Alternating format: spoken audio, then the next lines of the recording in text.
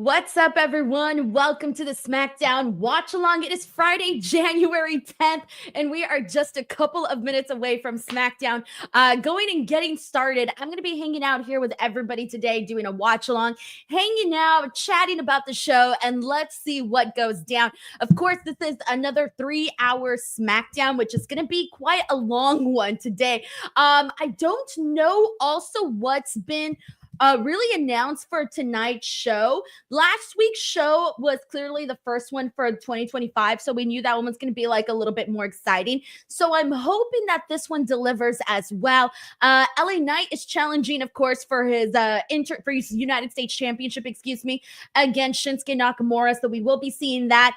Tiffany Stratton will be appearing. She is the new WWE Women's Champion, the big thing that happened last week. And then we are going to be seeing Chelsea Green defend her Women's United States title against Michin. And that's kind of just been about it that's been announced for the show. So we'll go ahead and see what they end up making of this week's SmackDown. So it is going to be intriguing. Also, thank you so much to everybody who's here, everybody who's been subscribing, checking out the channel. I thank you guys so freaking much. And once the show actually starts, I'll go ahead and get the audio going. I'm actually working on that right now. Whoops, I always do that. Hold on one second, guys. Let me get that connected because I forgot to do that before I logged into the broadcast here. I'm like chilling. And it's so get this, like it's been so freaking cold over here lately. And so I turned on the heater and everything because it's been really, really cold. And now it's super freaking hot. And I'm like, I'm like dying in this right now. So I'm going to take this off in just a second. But let's see what else we got here. I want to start off by thanking all Megan's faves have gold on SmackDown. Oh, I love that. All your favorites have gold on SmackDown. That's great. Sends in a super chat. Thank you so much, Megan. She says, at SmackDown in Portland, Tiffy Press Green DIY, Shinsuke Andrade. Oh, all her champions that she loves. That is so awesome. Yeah. SmackDown's in Portland today. I love Portland. I've only been there one time though, but it is a nice chill city, a nice chill vibe. So it should be a nice chill night. Megan, I hope you have a good time at SmackDown today. And thank you so much for the super chat. We got Sheldon Jackson in the building who says, hey, Denise, just checking in on you. How are you holding up with everything going on in your coast? I'm kind of tired right now, honestly, but I think the reason I'm tired is because last night, I got woken up 2 times because they were sending out county-wide texts, like messages to everybody that was accidental. They weren't supposed to send them to everybody, and they were sending them to everybody like in the middle of the night. So 2 times I got like woken up, and it scared me both times because both times I wasn't expecting it, and it's like this ugly sounding alarm. And so that kind of spooked me out for like a second, but I knew that it was nothing serious, at least in my area, because I would have, like, how do I explain that? I knew it was an accident given that they've been sending out like incorrect text messages to everybody pretty much like the entire day. They did stop as of this morning. I haven't gotten any of them anymore. But yeah, so I am just a little tired from tonight. But other than that, I'm feeling okay and I'm lucky and I can't complain because there's a million people that are just going through it right now. And it's been terrible. It's been so bad, guys. It's been so bad. So bad. Like I can't even I describe how bad it's been. Sheldon, thank you so much for the love, man. All right, we are about to get started on SmackDown, and I'm waiting for it to start. This previous show is ending, so let me see. Should be starting soon. I hope I'm on the right channel. Am I on the right channel? USA? Am I on USA? Oh, yeah. I'm on USA. I was like, what channel am I on? What channel even is this? Miktaru says, hey, Denise, hope you're doing well and hope you're safe in California. Thank you so much, Miktaru. I'm doing okay. I can't complain. And, just trying to stay busy and stay focused and kind of keep a little bit distracted. Oh,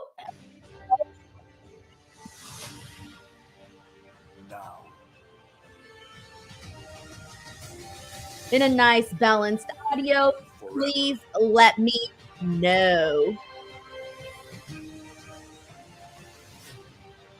All right. Thank you so much, Miktaro, for checking in and for asking as well. It's very kind of you. A lot of people have been checking in, which has been very, very nice. Very, very nice. Thank you so much to everybody. Welcome to Portland, Oregon, where tonight are you guys hearing the sound? To the Moda Center to watch as history unfolds.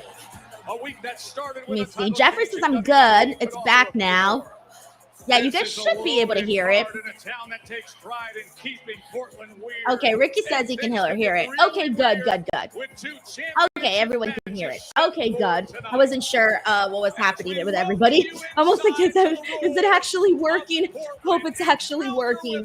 Joe Tessitore alongside my partner Wade Barrett, and this is our new home. Let's see how they do. Oh, that's so nice. There's a sign in the crowd that says "We love SoCal." That is so nice. That is so nice. Shout out to that person with the "We love SoCal" sign. I'm gonna share it right now on Twitter because that is so freaking nice. Hold on, let me see. Let me share that. I just Tiffy time in the Pacific Northwest. The new WWE Women's Hold on. Did I even save the screenshot? Now we'll hear what Tiffany Stratton has to say. She joins us live. And one of our 2 U.S. Championship matches tonight. The first title defense for Shinsuke Nakamura. He arrives here in Portland with a sinister edge to his approach lately. A rematch with LA Knight is ahead. But the evening will start with a celebratory wise. All right. I just wanted to share that "We love SoCal" fan sign that someone had on Twitter.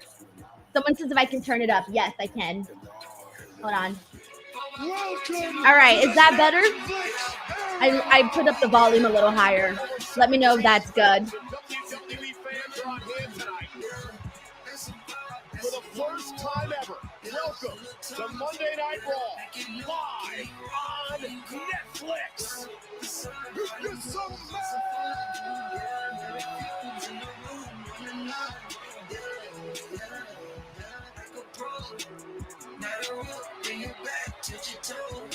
Let's see what we get today. All right, let's see what everyone's saying. Everyone's bringing up the commentary, kind of being, switched around. Yeah, that was definitely something that's been going on. Let's see how it turns out, guys. Let's see what goes about it. Yeah, they had Corey Graves on NXT this Tuesday. I honestly didn't mind it, to be honest. I didn't mind having him. I really didn't. And then, let me see. I'm trying to think. Yeah, I didn't mind that at all. Blake Jessup says, Denise, I got LA Knight winning tonight. Dude, me too. I feel like they need to have LA Knight win today and just course correct and stuff. Really, really course correct. We got Joseph Bozo who says, love the treat you gave us earlier, Denise, with the Julia Hart interview. Yeah, I found out yesterday that was happening. So I was very thrilled to hear that Julia was doing interviews. It kind of just came out of the blue. So clearly I was like, yes, let's do it. So woke up bright and early today to do that interview with Julia. I'm having such a bad hair day. My hair was awful in that interview. I was so embarrassed. I hated my hair so much. That's all I can think about. All I can think about was how I did not like my hair. So that's literally all I kept thinking about it. And I still don't like it right now. It's just not, I don't like the way they cut my hair. And so right now I'm just not vibing with it. I'm not vibing with it at all. Thank you so much, Robert McManus. He also watched the Julia Hart interview. She's doing good, guys. That interview is doing really good. People wanted to hear from Julia because I don't think a lot of people have gotten to hear from Julia. She hasn't done very many interviews that I'm aware of. So I think that people, obviously the more rare an interview, the more people like it when an interview is rare. By the way, they're just showing highlights right now, so nothing's really happening. We've seen all this. Yeah, so basically with the Julia interview, she's not somebody that's been interviewed a whole lot. And so when people haven't been interviewed a whole lot, I feel like they tend to get more views, those kinds of interviews, because again, she hasn't been interviewed and people want to hear from her and see what she has to say and all of that. So I was very, very happy that I got to talk to Julia and have her on here on the channel. All right, here we go. Paul Heyman's talking. Let's see what he has to say. is Paul Heyman. There comes a time in everyone's career where you just cannot wait to walk down that aisle, stand in the middle of this ring, and address the entire island of relevancy. Tonight is one of those nights. Paul's vibing today. It is among the greatest honors of my entire career to announce to you officially, there is only one reigning, defending, undisputed tribal chief of the WWE Universe and of the entire island of relevancy. Ooh, we're kicking out with Roman Reigns. Chief,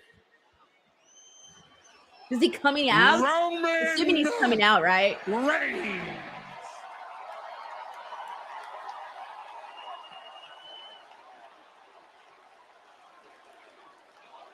I hope he does come out because everyone's like anticipating him, like literally everybody. But I don't know if Roman's there or not. The only tribal chief is Roman Reigns, and our tribal chief has authorized me to let all of you know he's not here. What he intends to accomplish next. And I'm not just gonna share this with everyone at home. I'm not just gonna share that with everyone here tonight. You think Roman works more than 2 days a week? That's true. But Paul was kind of setting it up like he was about to like introduce him. So I think that got the fans excited. To hear this news face to face.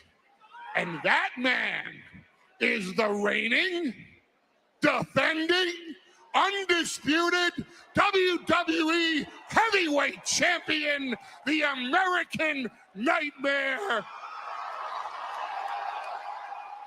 If he would please come well, at least they're gonna have Cody go down there. That's good. I was about to say, if they only get like Solo Sikoa or something, that would be like a real big bummer for the crowd. Like, you want them to either see like Roman or Cody Rhodes. Well, at least they're getting Cody Rhodes. But yeah, for a second there, I was like, wait a minute. Is Roman coming out here tonight? Poor, that sucks. Poor fan. I'm pretty sure there's a bunch of people there that for a second thought they were about to see Roman. That kind of sucks. But at least they get Cody Rhodes. So on the bright side, you can't complain. You got Cody. Yep, Big G says, adrenaline in my soul. Thank you so much to everybody who's hopping on, by the way, to the watch along here today. It's very cool of everyone. Joseph Boza says, Roman is more of a Raw guy. He's expected to be in Atlanta, Georgia, January 27th. Good to know. Whoa! I don't do a very good whoa.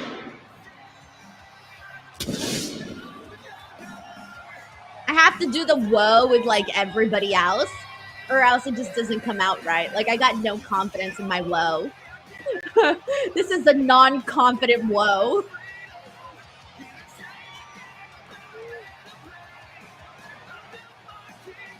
Joseph Boza says, what? Is Roman going to enter the Rumble to get back what is his? He might. He might enter the Rumble. I don't know. I mean, Punk's in the Rumble. John Cena's in the Rumble. Maybe, just maybe, we'll also get Roman in there, which with all of those people, it's like, who the hell are they going with, you know? It's so up in the air.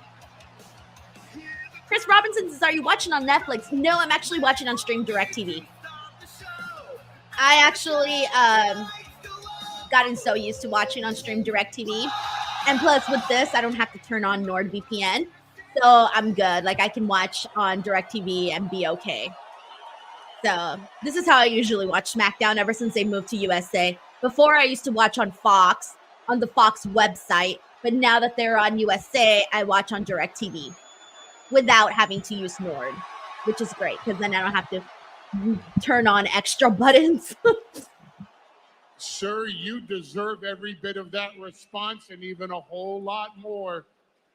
I have to tell you, you've done something very few men in this business have ever done. You've earned the respect of Roman Reigns. I feel like Roman should come out and tell Cody that himself. Since you were a little boy, right? They have every reason in the world to respect you, and my God, what a champion you have demonstrated yourself to be. You, sir, are a credit not just to WWE SmackDown, but to WWE in its entirety. I feel like Paul Heyman just gave a little gold star of approval to Cody Rhodes. That's what it feels like. A great champion. Roman Reigns has asked me to come out here and tell you straight up to your face, now that he has won back the Ula Fala, he wants to win back his title. Roman Reigns wants his title. I knew it. I knew it. You guys knew it. Everybody knew it. Cody knew it. Paul knew it. Roman's dentist knew it. Everybody knew it. And so that there are no surprises, Roman Reigns wants you to know how he's going to get the title back. This is not a prediction. Oh, is this now him saying he's going to enter the Rumble? Is a spoiler. Let's find out.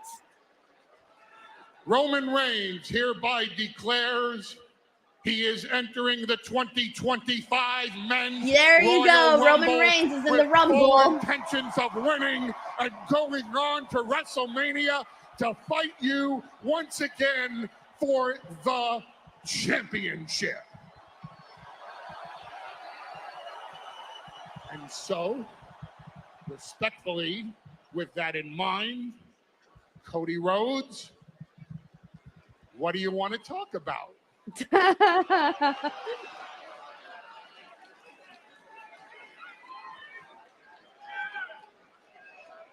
Yeah, King of Strong Style. He says, wow, Royal Rumble is full of stars. Bro, for reals. For reals. Thanks so much, XZ. How are you? Nice to see you, XZ. Mike C says Chelsea Green is the longest reigning women's singles champ and the best U.S. women's champion ever.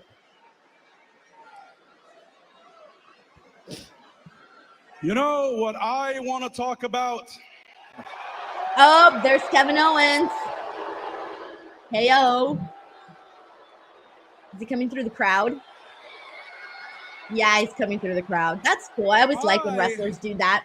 Would like to talk about how just when I thought you couldn't get worse, Cody, just when I thought it couldn't get worse than you teaming with Roman Reigns at Bad Blood, it actually does get worse. His shirt, Kevin is right. You go and shake hands with The Rock. Why? Because he kissed your ass and rubbed your ego the right way. Hey, he's not wrong. Shake hands with Paul Heyman, and what happens? Huh? What happens? 30 seconds after you shake his hands, he looks at you in the eyes and says, Roman Reigns wants his title back. He has a good little Paul Heyman impression. And you know what, Cody? That is your fault. You did that to yourself because you should have left the bloodline to rip Roman Reigns to shreds, but instead, no, you chose to help him, and now look what happens. Huh? Forget Kevin Owens is not wrong. You let Roman Reigns take that title back. You're hurting the entire company, and I'm not. You're hurting the entire company. Kevin Owens is so funny. I mean, let's not forget that The Rock literally brutalized Cody Rhodes, beat the living life out of this guy. Beat up, ruined his tour bus, or tried to ruin his tour bus. And Cody Rhodes is out there freaking like vibing with him. Like, what now?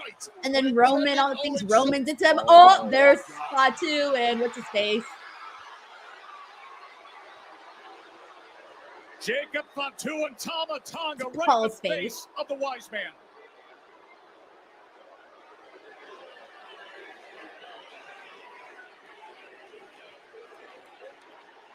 Days removed from Roman Reigns defeating Solo Sikoa. Huge question marks over the Bro, did they just step all over the title? They just stepped over Cody's title. Ferocious individuals we've ever seen. I would have at least picked it up and placed it someplace else. With no help to be found.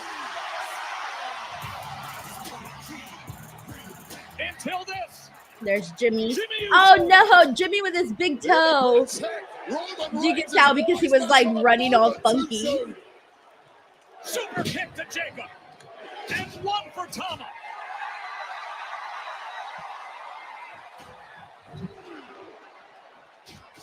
Hip after hip.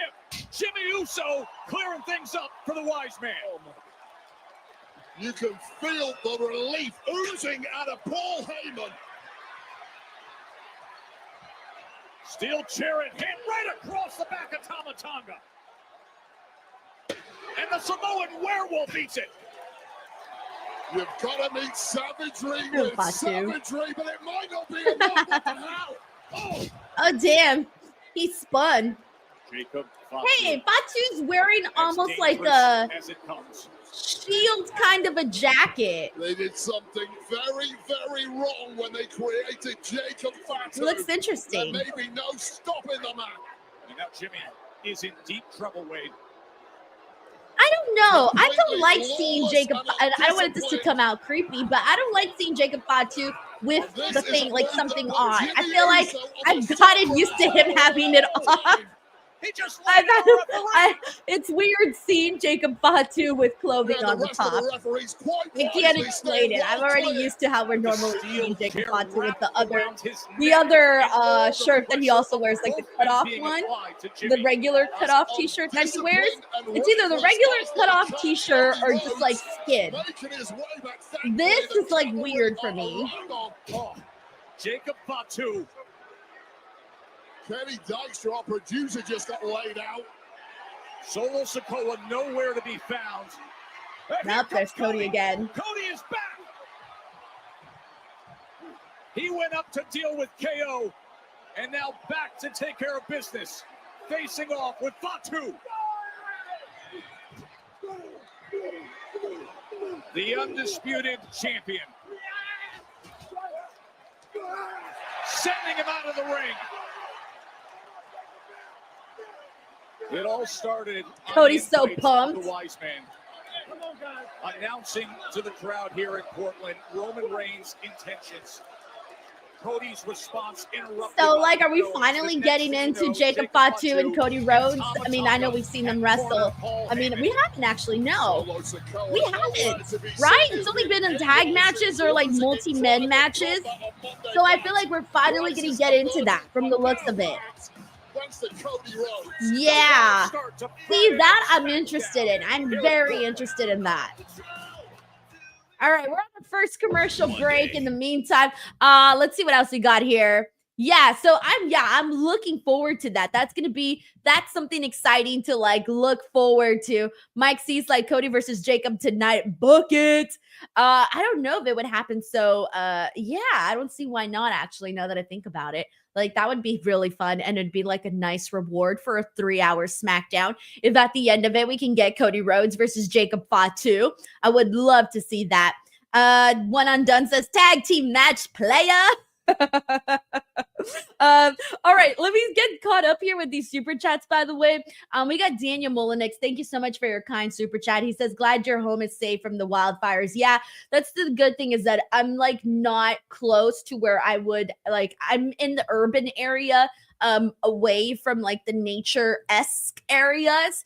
So, you know, if the fire was in the urban areas, like here, it would be just like even more catastrophic, because there's like millions and millions of people here. So yeah, that would be just, you know, even more horrible on top of everything that's already going on here. So yeah, so oh my God, there were so many fires like yesterday. Now they've at least, you know, stopped a few, and a lot further along in terms of being contained. But I went like on Google Maps. So when you go on Google Maps, here, like it'll show you all of the fires in your surrounding area. So it's just crazy, because it was like fire, fire, fire, fire, fire. And then just like down, down, down, down, down, boom, there's my house. And then afterwards, there was like another fire that burst out in the other direction. It was just like, what the hell is going on? Like there's just, you know, fires breaking out everywhere. And what's sad is that now they're investigating one of the fires. I think it was the one in Calabasas. They're saying that one may have been like arson, and it's like, dude, what the hell, man? Like, you know, it's bad enough it happening, you know, with it being because of nature and natural reasons and things like that is one thing. But if someone was like purposely starting these fires, that is just like, it's so bad. It's so bad. Like there's no words to like put into what would happen. I mean, it would make you just so angry. And I know they arrested somebody and were investigating and all of that. So I haven't heard anything else as of late as to what's going on with that portion of it all. There's just been so much to try to follow on the news and everything that's happened. And it's so sad, like the whole thing. And like today I was listening to the chief of the fire department. She went on and she was talking about how like the states defunded them like $17 million, like took away from their budget. And she was saying how they need, I think she said 65 or 68 more fire stations. And she was talking about how they didn't have enough resources. And it was just so sad to hear that they got, you know, money taken out of their budget. And so, man, it's just a lot of things that went wrong. Fire hydrants that weren't working, that didn't have the proper, I think they said like water, or they ran dry or something with the water pressure. I don't know. It's been a whole lot. So it's just very sad that a lot of that stuff happened and that the city was not prepared. Very sad. We got Day Day here who says, love SoCal and the DWO. Much love, prayers, and support. Thank you so much, Day Day, for the kindness. Crazy 101 says, like Roman, but needs Cena to win the Rumble. I feel like Cena has to win the Rumble only because, by the way, we're back on SmackDown. It looks like Fatu and his boy are being escorted out of the arena. You better think about your life right now, because ain't no hell of a way. Fatu's about to send that little security boy running. Oh, wait. Oh, that's LA Knight. I did not recognize the LA Knight right now. I was like, who is that? I got a title to win. Yeah. Bro, he's so freaking tanned. I thought it was somebody totally different. Because I really saw the back of him and I saw him so tan. I thought it was somebody so different. And until I saw his trunk said Knight, I'm like, oh, it's LA Knight. I was not thinking it was LA Knight, like at all. So look, after John Cena cut that like passionate promo on Raw, it made me feel like, okay, yeah, John Cena is totally winning the Royal Rumble. And I feel like a lot of people would be happy because it's his last one. Like, that's it, guys. It's the last goodbye. So it would be just like a feel-good moment for sure. So we'll see. But yeah, I feel very strongly now after having heard the Raw promo on Monday that John Cena may actually be winning the Royal Rumble. At first, I know a lot of people had already anticipated or predicted that. I still wasn't on board with that yet, only because I thought, okay, if you want to do John Cena versus Cody Rhodes, for example, which is what I'm expecting for WrestleMania, with or without John Cena winning the Rumble, I thought like, oh, you could get there in different ways. Like, it doesn't have to be with John Cena winning the Rumble.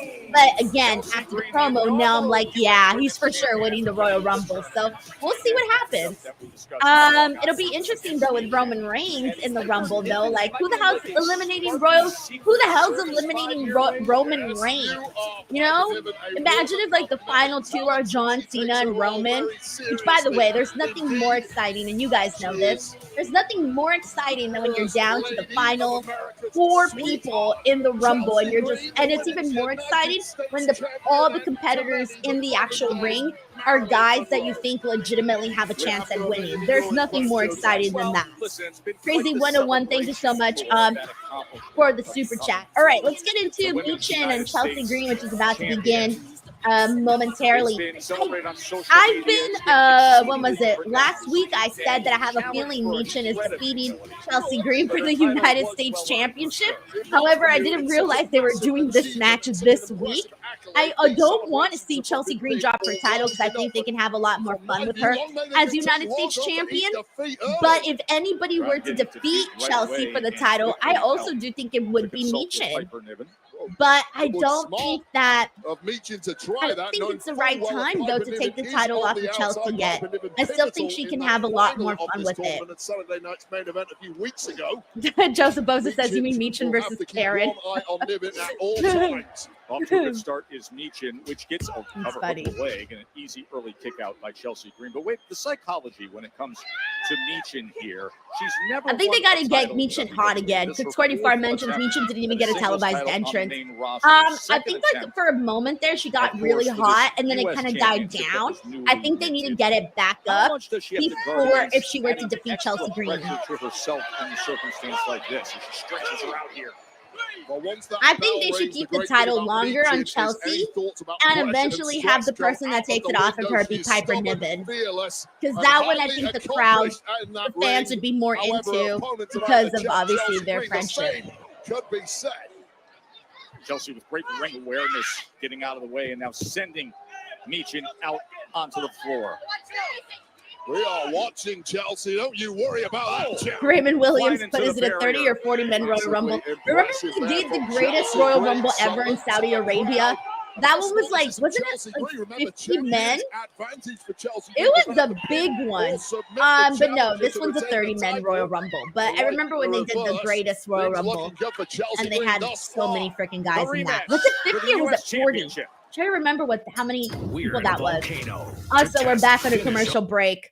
All right, let me go ahead and catch up here on the super chats, by the way. Let me see what we got here. Michael Brown, thank you so much for the super chat. He says lawsuits are going to fly for the disaster. Dude, there are going to be so many lawsuits. Like, it's just, I don't know. There's going to be so much. This is going to impact California, Southern California, for many, many years to come, like many, many years. It's going to take a long time for people to recover. Yeah, because like even like listening to all the stories of everybody and just some of the stories that I've heard on the news of people sharing what they lost, like personal things that you're never going to get back. It's fucked up. Honestly, it's so fucked up. And just to think like, I don't even know. It's just, it's a hard situation. It really is. And this is the saddest thing that I've ever seen happen here. I've lived here my entire life. I'm 32 years old now. So 32 years here. And I've never seen anything like this, like ever. And one of the things that like every time that there's a fire, it's we're so used to it. Like, we're so used to it. It's like, oh, there's a fire. Oh, yeah. Like, there's fires all the time. And they're usually far away. They're usually in these, like, areas or they're contained really fast. Like, it's never been like this. And that is the saddest part. Like, it's the saddest part. Like, it started off as something that you thought, oh, it would go away within a couple of hours or a day or whatever. And, you know, hopefully nothing real big would come out of it. And then it just spiraled. And that's been really, really hard to watch. Michael, thank you so much for the super chat. We got Ryan Adams who says Roman has been in the final 2 in 5 of the 6 of his Rumble appearances. Dude, I'm telling you, so freaking exciting when you're down to the last final people. I can't imagine what everybody's reaction would be like when it's Roman and fucking John Cena. That would be sick. Mind you, CM Punk is also there, so they're gonna want to milk, having CM Punk there. Obviously, he was in the final 2 last year with him and Cody, but they can also have him, in the final 4 this year as well, because as we all know, CM Punk's trying to get his WrestleMania main event. So that's another angle to like run with. So yeah, I'm very, very excited for the Rumble, and we're getting closer and closer. We're just a couple of weeks away. So yeah, I cannot wait. Guys. And then, Jay Grouse. Yeah. 50 people for the greatest Royal Rumble that one time. Oh, man. Yeah, I would definitely not want to see 50 people again in the Rumble. I just think it's a little too much. But then again, I'm kind of a traditionalist where if, we're so used to 30-men Royal Rumble, I want to stick to a 30-men Royal Rumble. I don't like to stray far from tradition. I'm traditional when it comes to wrestling. I don't know, to a certain extent. Obviously not too much, but still. All right, Right, we're back on the show here. Chelsea Green versus Michin. Wade Barrett, and that is what is on the line. This is the first All right. U.S. title defense for Chelsea Green. 27 days. Dawn She says, has I just had hope that people are being careful about being championship match outside now too against long with the Michin. air quality. I'm sure all that smoke and garbage in the air is not good. Yeah, Yeah, my mom, she works at a school. She's a principal in one of the schools in LAUSD. And she was telling me on Wednesday how, like, her face, and mind you, like, she was just saying how, like, her face was, like, burning from just, and she wasn't obviously, you know, by exactly by the fire still because of the air quality. Like, you're just really, really hot. And she was saying how, like, it gave her a headache, you know, with everything up in the air and all of that. So I'm glad that they canceled schools both yesterday and today. So hopefully by Monday, when the kids are scheduled to go back to school, hopefully the air conditions are a little bit better. So they got, you know, at least 2 more days to hope that gets a little bit better. But I wouldn't be surprised if they hold off on the kids returning to school, maybe just a tad bit longer, which is a lot, guys. Like, LAUSD is the biggest school district in the United States, so it's like huge. Thank you, Dawn. In this division, if she can put away the champ, something she feels should have been done at Saturday night's main event. Able to blast her into the corner.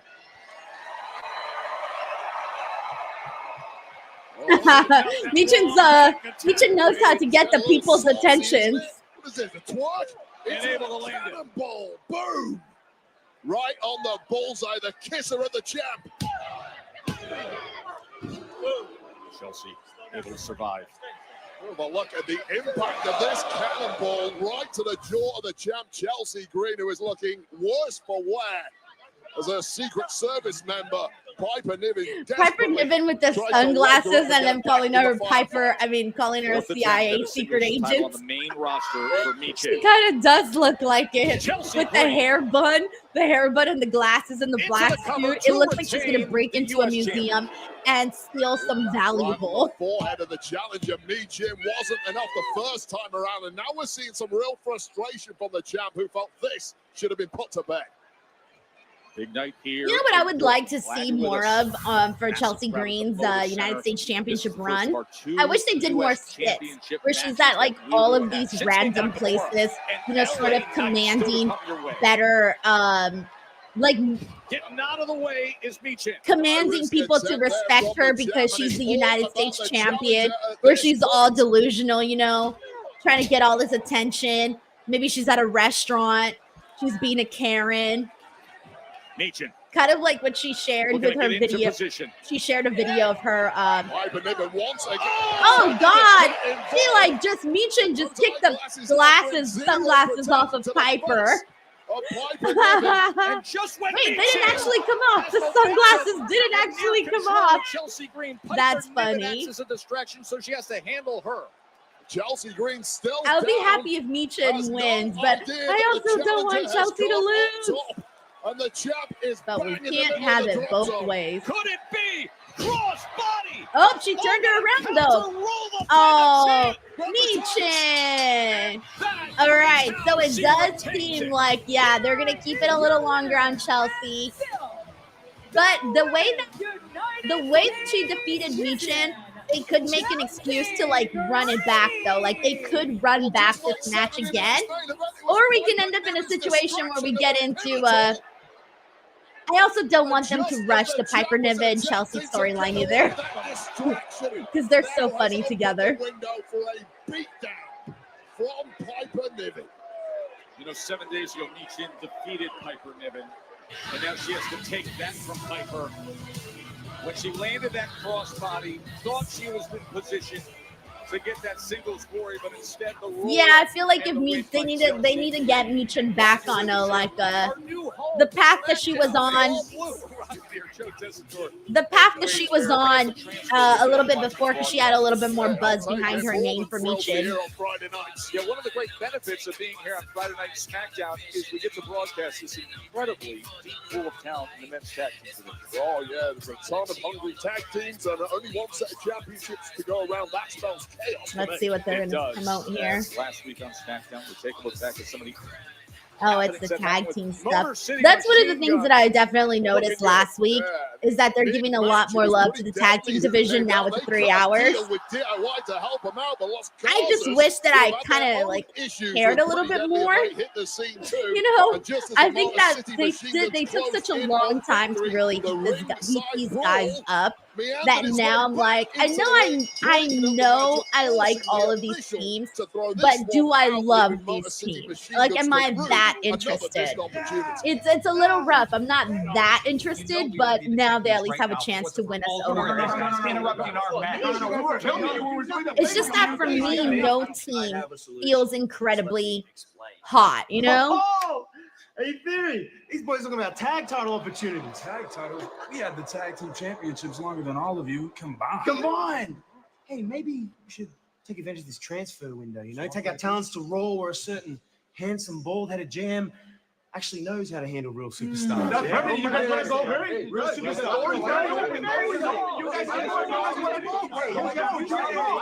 don't even know what's happening. All right, number one. You two clearly seem to have issues, which is an understatement, so you can face each other. Perfect. Number two. Oh, Pretty Deadly's finally going to get a win. They're going up against Angel and Garza. As you so eloquently So you know said, Pretty Deadly's getting a win finally. That you deserve a title shot. Go out and do it.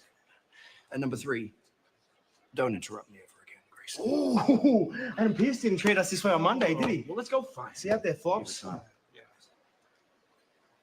I like that out of Nick Aldis. And we will waste no time. All right, what's cleaning next? things up, see which tag team can take a step forward towards a title shot. Okay, Santos. The following tag team It's next is the tag team match already. Oh, okay.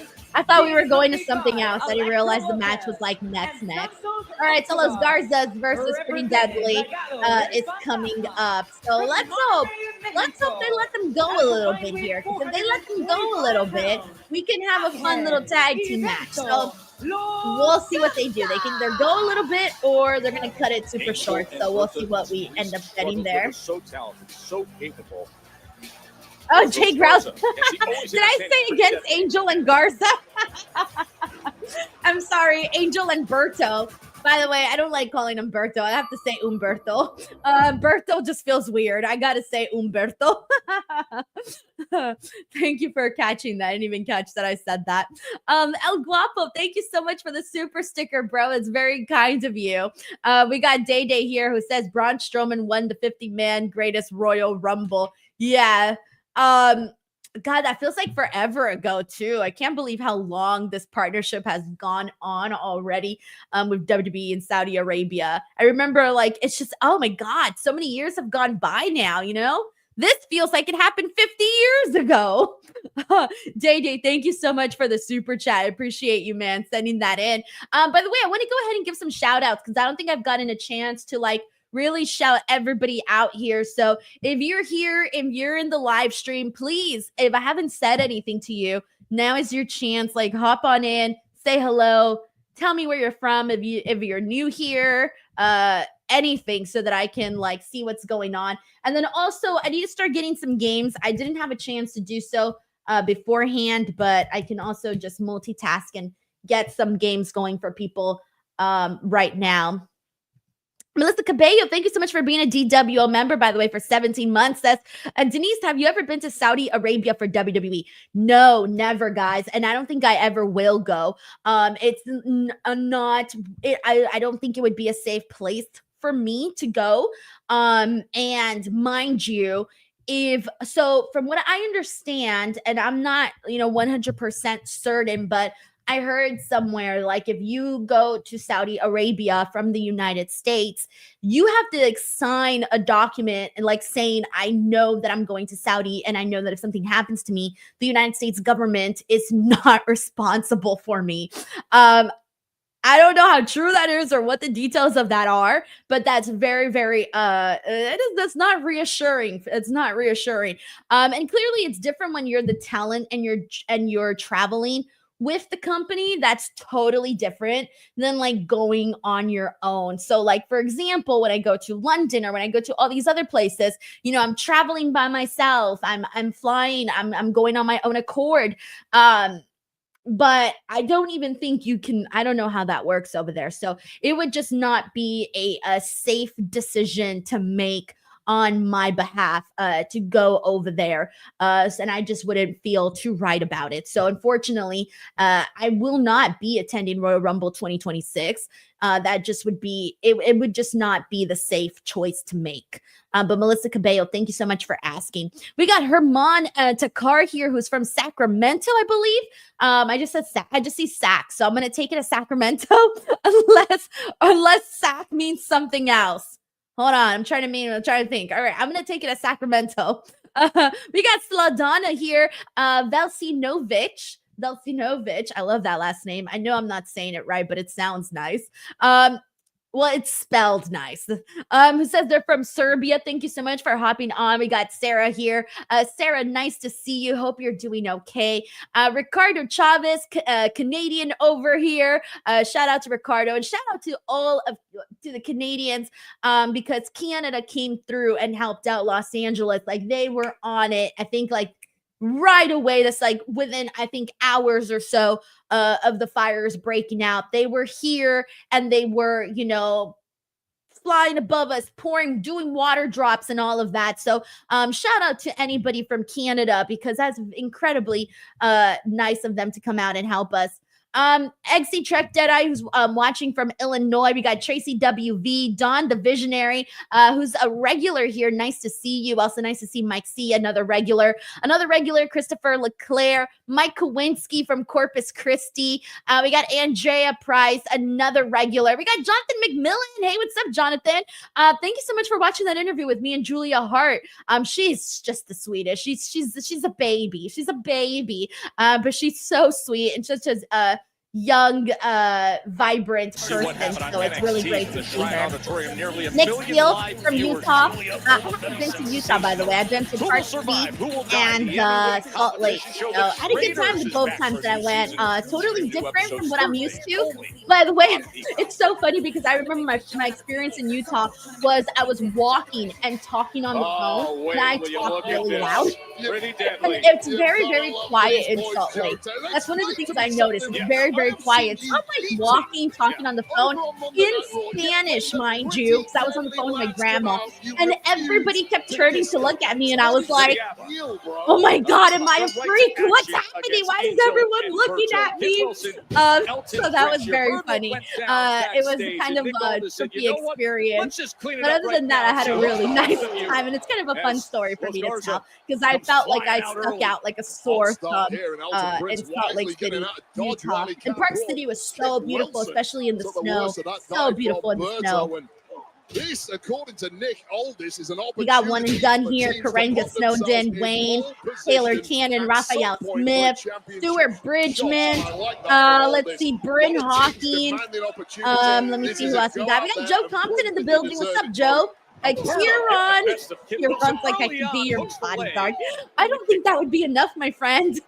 I don't think that would be enough, like unfortunately. So yeah, yeah, that's true, Jay Grouse. Let's not forget that did happen to the talent. We got Jared Palmer, by the way, who is from the UK and is new here to the channel. Jared, thank you so much for hopping into the watch along. It's very cool of you. Very, very cool of you. Thank you. Let's see, and yes, Jay Moscow, you are correct.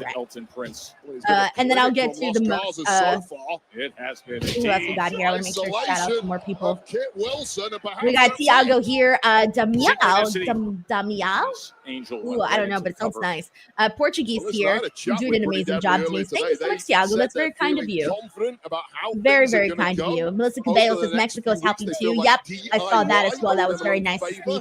Several states also helping out Los Angeles too. Very, very nice to see everybody coming through. Right now. And I just saw that Disney I think Disney is like giving $15 million, so that's great. I'm hoping to see more people that are obviously wealthy, like billionaires. I'm hoping to see more billionaires, you know, hopefully donate and stuff like that, because yeah, they're gonna need it. They're gonna need it, guys. I think they said it's like, I don't know, this number sounds too crazy, but I think it said like 50 or $57 billion in like damages. I think that was the price that I heard, but it sounds just like so much. But I think that's the number, like in the billions of what is going to be needed for these places to get back in order. Elton Prince. What now? You tell me. Oh. Thank you so much, Nick Steele. Yeah, Park City is beautiful. Yeah, I did actually see a lot of celebrities in Park City. Well, the reason why, but I didn't know they actually lived there. I thought it was because of the Sundance Film Festival. Wait, is it the Sundance Film Festival? Yes, the Sundance Film Festival. No, wait, it's the Sundance. I was there for the festival. It was the Sundance Film Festival, right?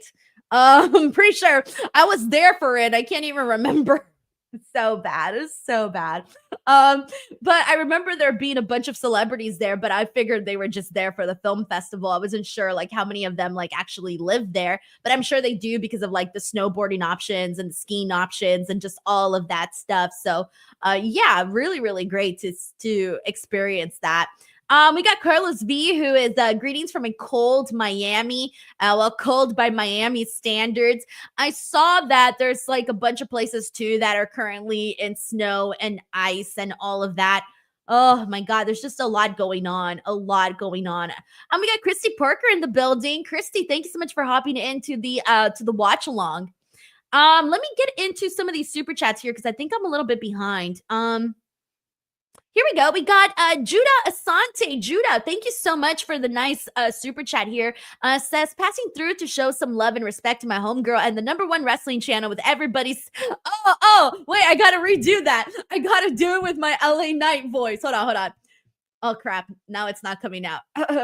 Passing through to show some love and respect to the homegirl and the #1 wrestling channel with everybody saying Denise Salcedo. Yeah. Oh, that was terrible. I see what you were going for, Judah. That was the worst LA Knight impression ever. I will never do that again. Scout's honor. Judah, thank you so much for the super chat and for the laugh. Mike Parker collects. Good to see you, Mike. He says, seeing the legados now that we have 2 women's title, Elektra Lopez should be wrestling again. Random observation. Yeah, she's wrestled very, very sporadically to the point where I can't even tell you, like, if I can't even say, oh, she's good or, oh, she's bad. I can't even say anything because I feel like we haven't seen her wrestle enough for me to formulate an opinion. I remember seeing her wrestle on NXT. There wasn't really anything to say, but on SmackDown, God, I don't even remember if I've ever seen her wrestle on SmackDown. I'm sure she has. She has because she was part of the tournament, but she was part of the tournament, but I don't really remember what she's like in the ring. So yeah, we'll see if she's one of the people that benefits from the 3rd hour and seeing her on the show. One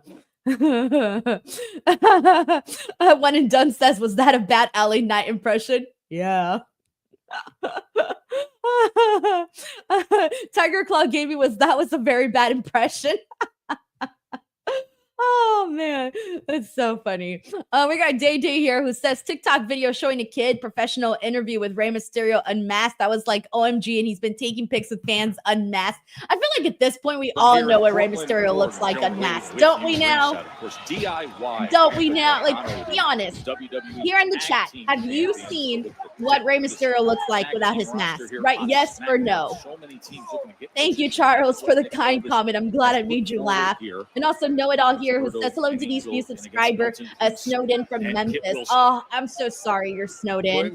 I've never been snowed in my life. I don't even know what that's like, but just being trapped somewhere is not fun regardless. All right. Let's who has see. been completely Wayne, battered to yes. a pillar to post for the Bill, last yes. few Big minutes. G, yes. Desperately V-Cool, trying yes. to get that tag over Tanisha, to Angel, yes. but denied once Yes. again. Camino, That's yes. really Sarah, turning things yes. around with what he was Leo able to Porto do. says yes Pretty from the deadly, 90s. trying to stay Ricardo in Chavez, control yes, as from his WCW days. Hurdle looks to Mike make his Parker, way yes. over to You Angel. see what I'm The saying? missed Everyone cue already from knows first. what Ray Wilson, looks then like out to without his Prince. mask. And So I now feel like for the disaster most time part, Pretty Deadly, fresh and enraged. we're not really like Angel too in there. shock whenever we see like him with Always competitive on a 6-match losing what do you call streak. it? Him without the This mask. win will be critical to the It's future so of funny. both tag teams. Enziguri right to the temple of Kit Wilson, who is staggered now. Angel from up top hooks the leg for the win. And the kick out, just a count of 2. Oh no, Rally This Cap said point, she was Pretty snowed in Deadly at are work really once, had to clinging sleep on over at this work. matchup. Look at Oh, that that's First of all, that terrible. Angel gets a Oh, lot the of last precision thing you want to right do in is that have to sticks sleep him at like work. Michin earlier. By the way, we're back and we're watching Now, Pretty Kit Deadly Wilson, versus they Los roll in Gardas. trouble. This will be signaling, screaming for DIY's help. Help that does not as yet appear to be coming. No back scratching going on this week, it seems. For the win. If the master plan of Pretty Deadly tonight involved DIY, they may need a plan B in a hurry. Elton Prince on the outside apparently laid out, leaving Kit Wilson completely alone in that ring. All right, and I got a quiz for everybody for the next Big kick commercial. from Angel. So we've got And once again, we got when the something to do referee for the has next his back commercial. turned, Elton Prince involves himself. Well, we needed a plan B. We got a plan B, and now La Mandrina, Electra Lopez distracting the referee. Lopez on the apron. Far corner, you see. Jermaine Elton Young Prince says going he's up also top. in a snow day Santos himself. Escobar pulls him down. Well, divide and conquer by Legado del Fantasma. La Mandrina takes the referee. Santos Escobar La causes Mandrina. the damage to La Here's Mandrina. the double press. The way he said it.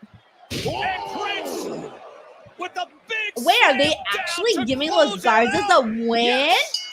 What? Solid victory. Los for Gardas got a win on SmackDown? I don't believe it. cheats in Pretty Deadly were out I cheated don't by believe the it. Masters with the deepest bag of tricks of all in Legado del Fantasma. I don't This believe is it. the moment referee's back was turned. I'm in To shock. Electra Lopez, Santos Escobar pounds, leading to this, the NTY. Nasty landing for Elton Prince. Impressive win for Legado del Fantasma and Los Garza. And perhaps soon I don't even know what to Santos say. Escobar et al. will be back running the bingo. Yeah, that double press MTY with that perhaps. I hope some they clarity actually do in something the with tag this. team division. I Earlier really tonight, we hope heard they from actually do SmackDown something general with this. manager Nick Aldis. He said, Because this "Prove feels to like me this could be the why you chance deserve for Los a Gardas to title finally, opportunity, and we'll take it finally from be there." treated with a little Perhaps Angel Berto dignity here on the show. to him. This could be it, everybody. We'll see what happens in the next coming weeks. Still to come here on Friday Night SmackDown, it will be Tiffy time. After so many moments that we thought Tiffany Stratton would, she finally. Leo Poroy says he can say about damn time. Yo, for reals. I'm just here like flies going in my mouth right now. I'm just like, what?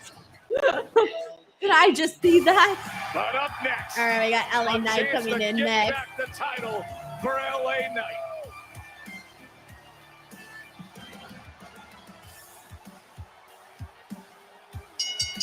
The following contest is scheduled for one fall, and it is for. By the way, Junior someone just United asked me if I've ever seen snow. Who was it? Someone just asked me. Who was it? I just saw it. Introducing first, the challenger Where'd it go? From Los Angeles, California. weighing in at Oh, Day Day says, 240 Denise, have you pounds. ever seen snow? Yes, I can count on one hand how many times I've seen snow. When I went to Park City, Utah, when I went to Mount Baldy the first time, when I went to Mount Baldy the second time. Look at the energy he's emitting right now. The focus, the hype for this. And I'm pretty sure that's the only times in my life that I've ever seen snow. So I've seen snow 3 times in my life in 32 years. Please, I need your reactions to this. If you are in a place where it snows a lot, what does it sound like to you when I say 3 times in 32 years I have seen snow. 3 times. And the first time when I saw it in Park City, Utah, I couldn't even walk anywhere. I didn't even like walking from the hotel to the actual car. I was like, what the fuck is this? It's so cold. I couldn't even move. Like, I was not ready for that. And then when I saw snow in Mount Baldy, I was only there for a couple of hours because I went snow tubing. So I was there for like maybe 3 hours tops. So I saw snow for probably like 6 hours. Those both times that I went to Mount Baldy. So I didn't even see snow for like a full day. But when I was in Park City, Utah, though, I did get to see snow for like 3 days. So that was fun. Not really. But I still got to see. I was, even though everybody was because everybody that I was working with on that trip, everybody was talking about how much they hated the snow. And I was honestly kind of amazed. Like, I didn't love it, but I was kind of excited because I had never experienced anything like it. So I was so brand new. I was, deer with the headlights on kind of face because I didn't know like how to act or how to just like take it all in. But yeah, so I did have at least 3 days of snow when I went to Park City. But yeah, Sarah's like, damn, multiply that by about 500 and you get mine. Wayne's like, I can get 2 feet of snow in a weekend. Tremaine says, oh, wow. Let's see. Leah Poroy's like, 3 ain't enough. You need 5. Let's see. Melissa Cabello says, I'm 49. I've seen snow 1 time. Okay, see, you're not alone. I'm not alone, Melissa. That's great. Ricardo Chavez says, incredible. We are covered in snow right now in Canada. Mike C says, Denise, I have seen snow every year of my life. Don is like, what? 3 times. Judah says, one of the worst snowstorms here in Toronto was back in 1999. They had to bring in military tanks. Holy shit. Nick Steele says, I envy you for having seen snow for 3 times in your life. Yeah, one of the things that I learned too when I was around snow was that I learned that the icicles were dangerous. Like, you could literally die. And when people were telling me about that, I was like, you can die? What? And I'm like looking at the icicles like, you are the enemy. I am not getting near you. And then just, it was very, very interesting. Like, obviously it's common sense, but when you've never experienced that before, it could come as a little bit of a surprise. We got Herminio here who says, I've only seen snow 1 time in 42 years. Bryn Hawking says, I have seen snow 4 times. It's just very cold in the winter here in Portsmouth, England? I don't know if I said that right. Mark LeBlanc says, I live in Canada, so we see snow from November through December until at least March. Jesus, that is a lot. Tracy says, wow, largest snowfall I've lived through was 31 inches with 5 feet of snow drifts in 1993. 5 feet of snow. Yeah, that's one of the things that I also noticed too, is that the snow, it almost feels like on TV. I feel like on TV, they make it seem like it's all just a bunch of cute little snowflakes. On TV, it looks like powder. Like, you can just pick it up. But when I experience snow for the first time, what I notice is it's not like that. It's more like giant pieces of ice, like just giant pieces of ice. That was probably the shocking thing to me, was when I saw how hard the snow was and that it felt more like ice instead of cute little snowflakes. Because I feel like on TV, they make it look like cute little snowflakes. They don't make it look like hard pieces of ice that can kill you. Oh, yeah. Let's see. Douglas here says, saw snow when I was in Colorado in April of 2023. Mike C says, 31 years old, probably 50 snowstorms, and maybe 10 were very bad. Oh, hell no. That sounds terrifying. Lee J. Robinson says, I'm from Canada. Wow, snow 3 times in life sounds magical. Neres Johnson says, 3 times, Denise, really, I have been seeing snow my whole life. Guys, it doesn't snow here in Los Angeles, but unless you go to the mountains like Mount Baldy, then you can go see some snow. And one of the places that's very popular out here, by the way, the Shinsuke Nakamura LA Night match is about to get started with Shinsuke coming out. One of the most popular places out here to go see snow is Big Bear. I've actually never been to Big Bear, but it's a very popular place, though, where a lot of people go all the time, but I've never been. I've never been because my mom, like growing up, she didn't like the drive up to Big Bear with all of the curves and stuff. She always thought that it was dangerous. And so she like never took me to Big Bear. And then I think I got invited one time and my mom was like, you're not going to go to Big Bear with friends. Are you crazy? You're not going. And obviously I was too young at the time to be going off to the mountains in the snow on my own with friends. So I 100% understand why my mom said no. And then now that I can go anywhere, I have just not gone. So, yeah. Oh my gosh, Shinsuke Nakamura kind of looks like Darth Vader a little bit. I mean, I know he's not trying to do Darth Vader, but he kind of looks like it from the side. Not from the front, from the side though. That's funny. And his opponent from Kyoto, Japan, weighing in at 220 pounds. Looks very cool though. I like the entrance. All of it. The presentation is great. Of like the entrance and the clothes and everything. And wait, here's what went down last week. Eggsy says Shinsuke is Demon Samurai Ronin. I'm gonna pretend like I know what that is. Thank you so much, Rated TV, M.A. Lewis. Thank you. I'm glad you're having a good time. The megastar came looking for revenge after a black mist attack several weeks earlier. Nakamura lined up for a nice little. We got Crystal Deck here who says, I grew up in Connecticut and seen snow 1,000 times. It's overrated, but it does look pretty on TV, especially for Christmas. I say that all the time, but I do wish to have a white Christmas someday. Someday I will have a white Christmas. Thank you, Chris. Hope you're doing well, man. We got Judah Asante here who says, Denise, I'm your father, Shinsuke Nakamura. I like the high-waisted pants that he's wearing today. Look a little different than the ones he normally wears, right? Hold on, I got to get a better look. They look a little different than what we normally see.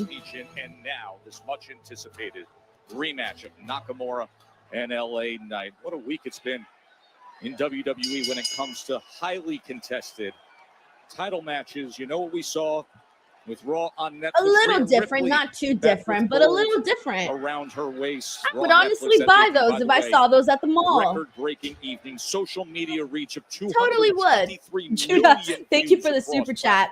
For the day.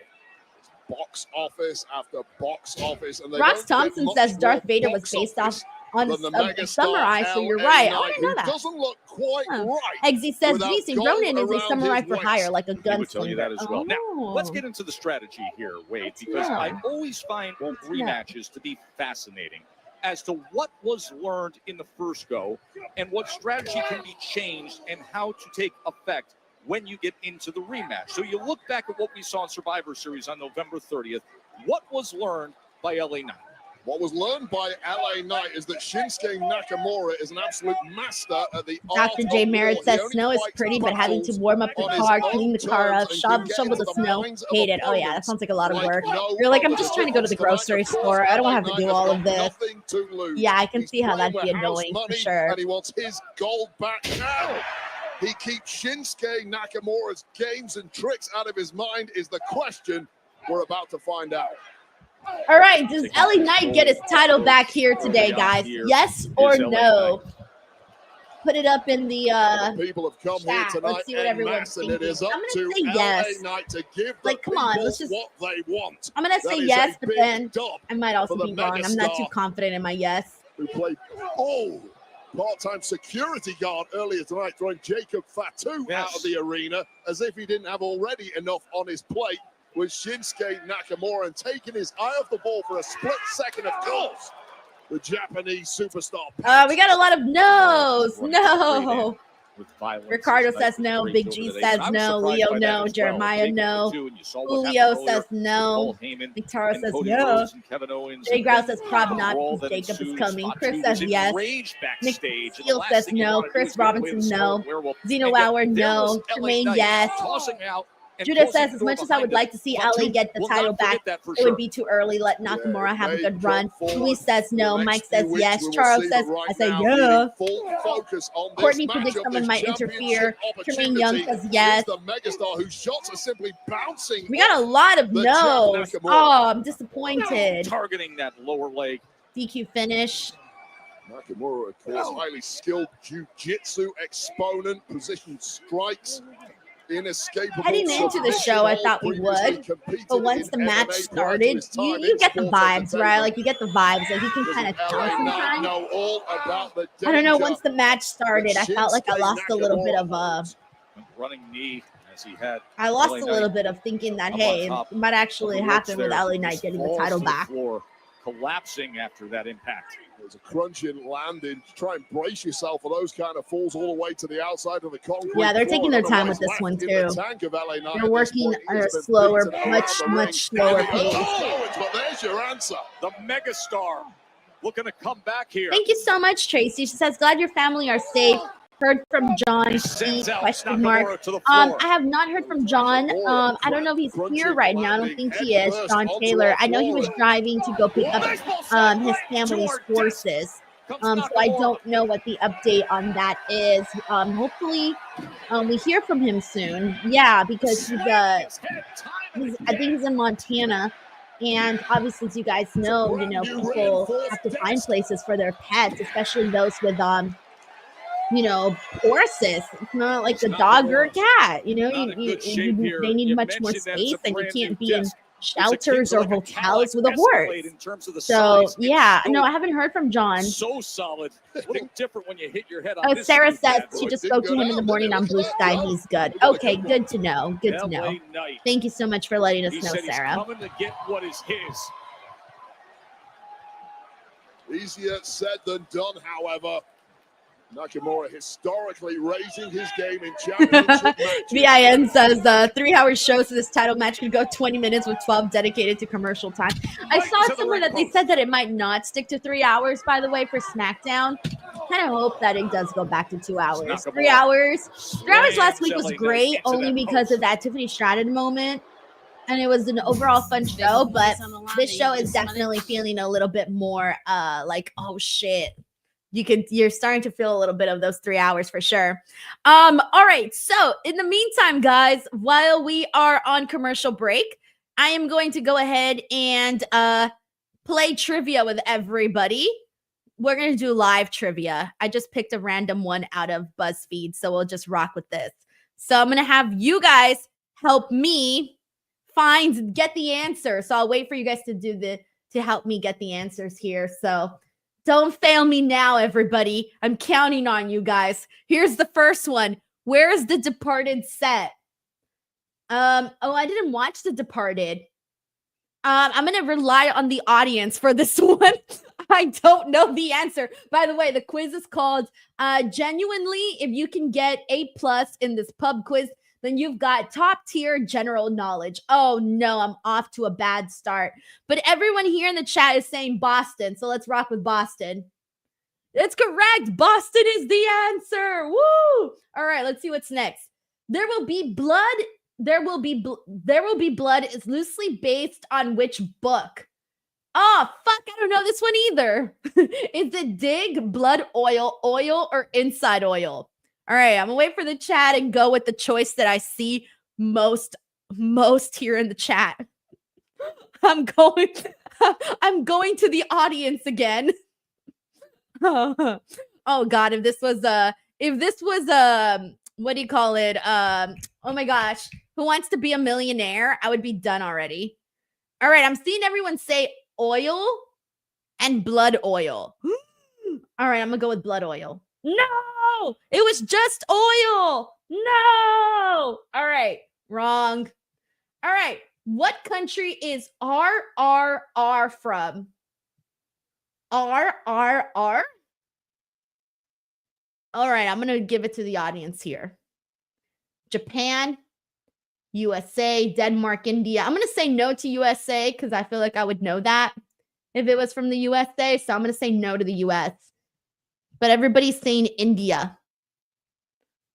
All right. Yeah, I need to phone a friend. All right, let's go with India. India is correct. That is RRR. All right.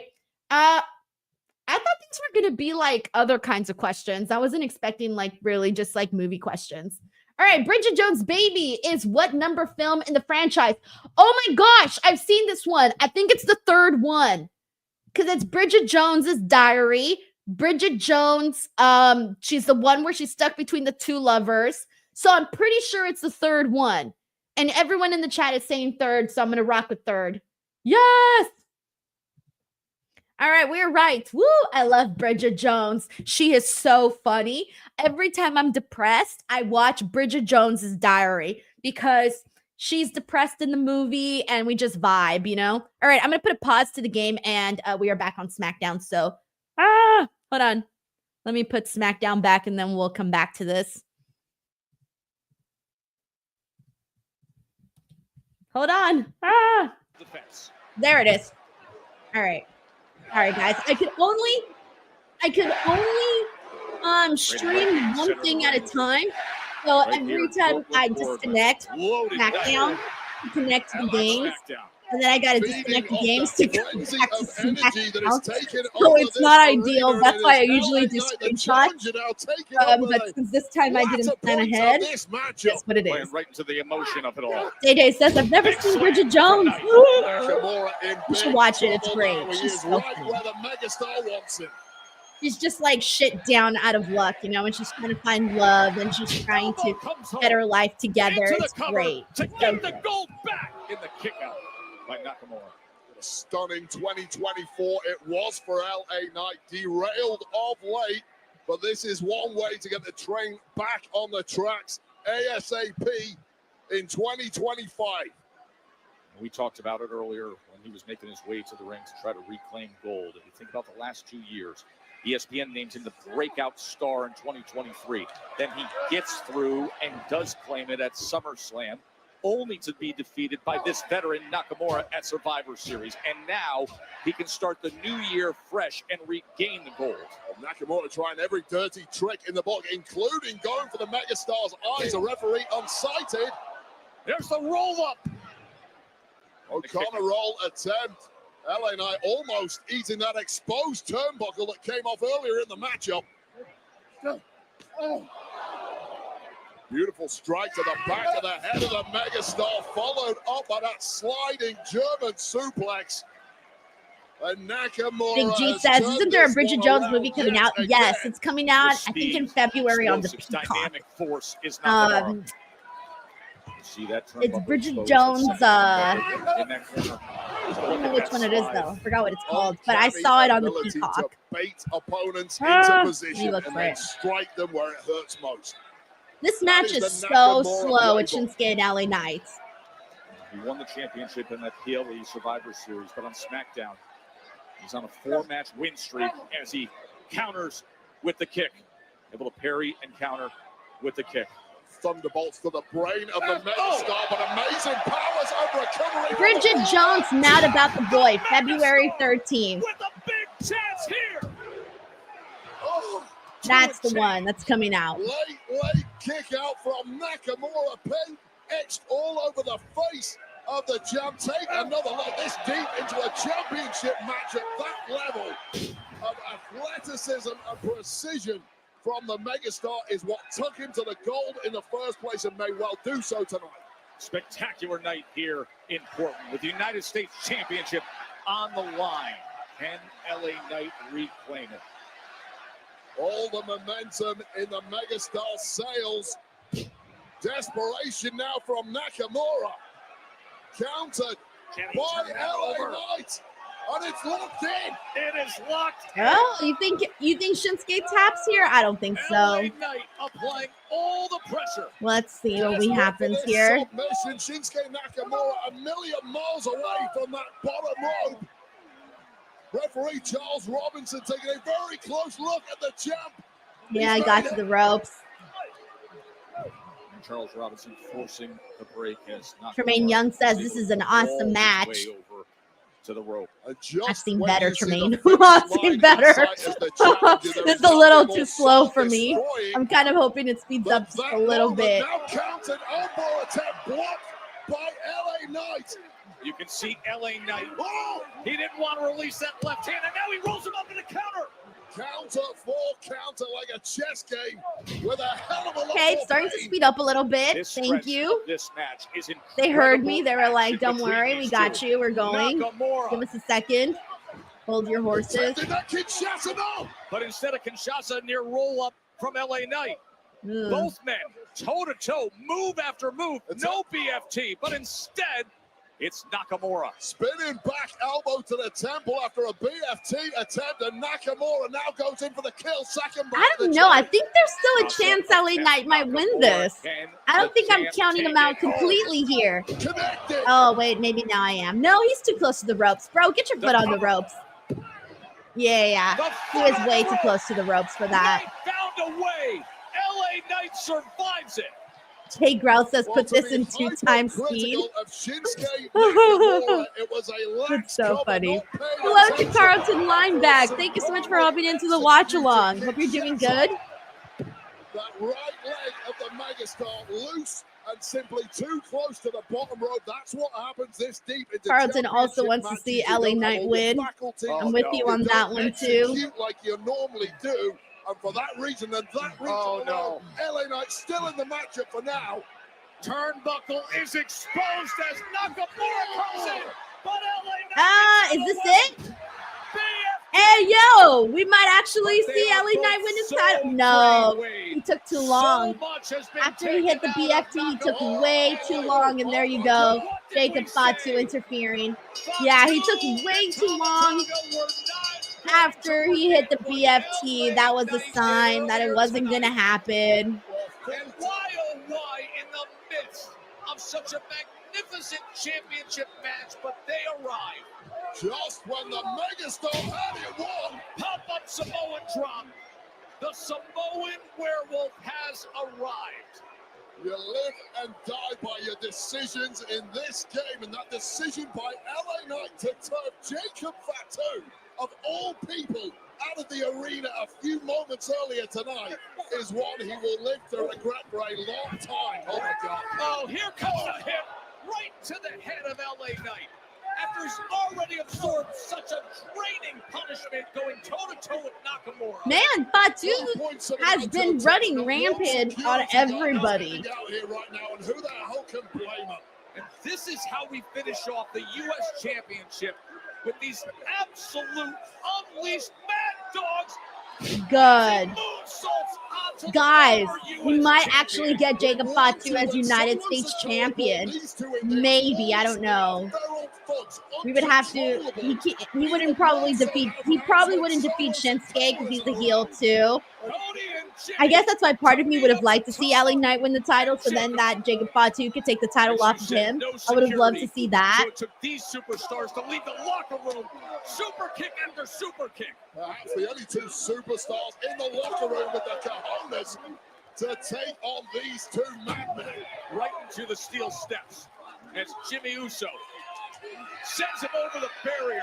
Solo Sikoa is nowhere to be found tonight after his loss to Roman Reigns. They have no tribal tree. No, Nick, do not send them home. Do not send them home. They're here. Me and Jimmy are here. Oh, looks like we're getting the tag team match. Come on. Let's do this here. Let's do this tonight. Deepu says tag team match, player.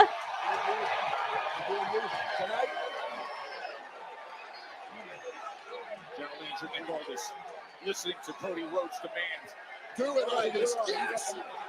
Thumbs up from Nick Aldis. He's got it. Are you kidding me? We've got Cody and Jimmy against the Samoan Werewolf and Tama Tonga tonight. Get ready if you like. All right, that should be fun. So far, like the first hour and 20 minutes have really been about Cody and Solo. I mean, Jacob Fatu, with other stuff sprinkled in between. But I think that should be a fun little tag team match to close out the show. In Portland. Wow. And coming up next, All right. Oh, Tiffany Stratton's segment is next. By the way, if you haven't already seen, I did get to chat with Tiffany Stratton and Ludwig Kaiser on the Raw Netflix premiere. So if you guys want to check that interview it's up right now. And it's doing very, very well. A lot of people definitely want to hear about them and want to see them together. They're definitely a picture perfect kind of a picture perfect couple. So I think that definitely intrigues a lot of people. So if you guys want to check that out, that is up. All right, let's continue the game. In the meantime, while we're in the commercial break, we are doing the quiz. What is it called? Genuinely, if you can get A+ on this pub quiz, then you've got top tier knowledge. And I am going with what the audience says. And we are currently on this one here. All right, music. What does LP stand for? And I'm waiting for all the people. We're doing this together. It says loop play, listen panoramic, long play, loop pyramid. All right. What is everyone picking here? Long play, listen panoramic, loop play, loop pyramid.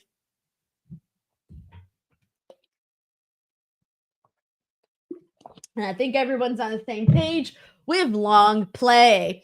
All right, good stuff there. What group was Del the Funky Homo Sapien a member of? De La Soul, Outcast, Gorillas, The Roots. I don't know this one. I do not know this one. What group was Del the Funky Homo Sapien a member of? De La Soul, Outcast, Gorillas, or The Roots? All right, I'm seeing Gorillas here as more of an option. Gorillas? Gorillas? All right, I'm going to go with Gorillas since that's the one I'm seeing most. All right, Gorillas is correct. Okay, good.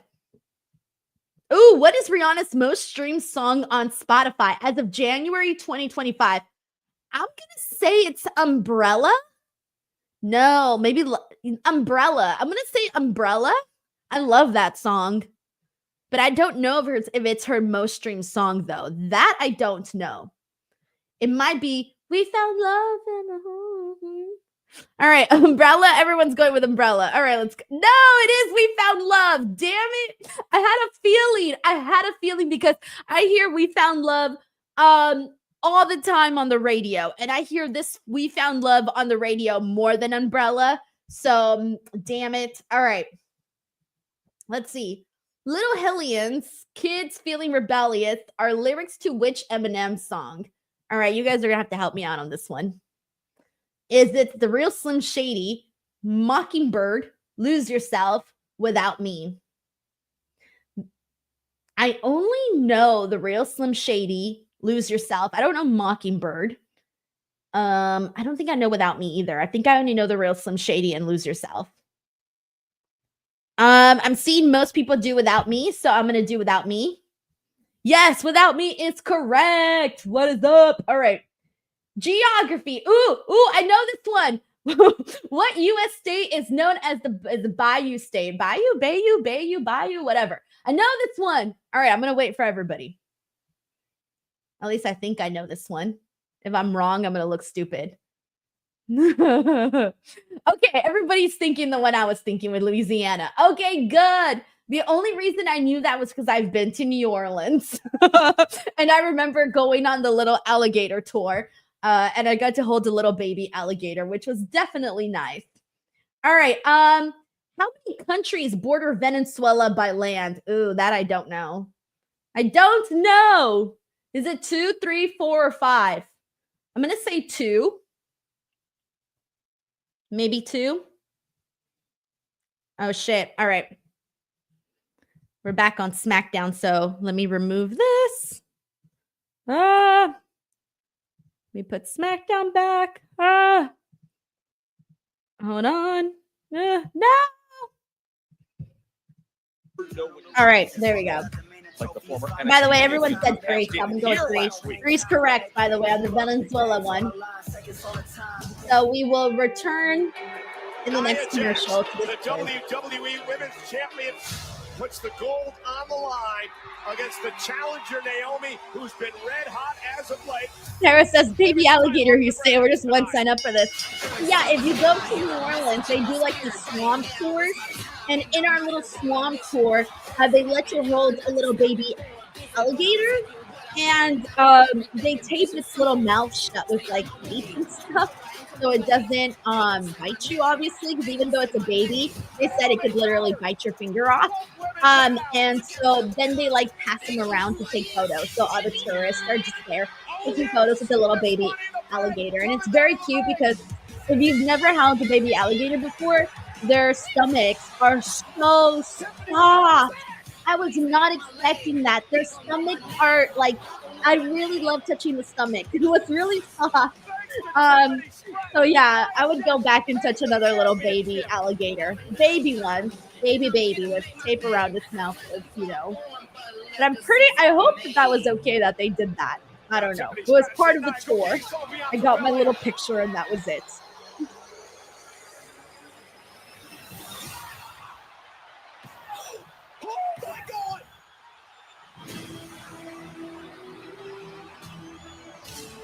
Yep, Dr. Jane Merritt says lots of gators there. Yep. That's exactly what we see. Chris Robbins says the SmackDown can wait. We want more games, damn it. I'm starting to think that people are here more for the games than anything else. That's so funny. Oh my god, that's me! What? Oh. What? I was like, ew, that's me.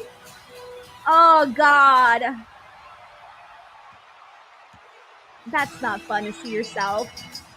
Like, that's not fun to see yourself. Great. That's so funny. That's so funny. I look like a goof. Women's champion.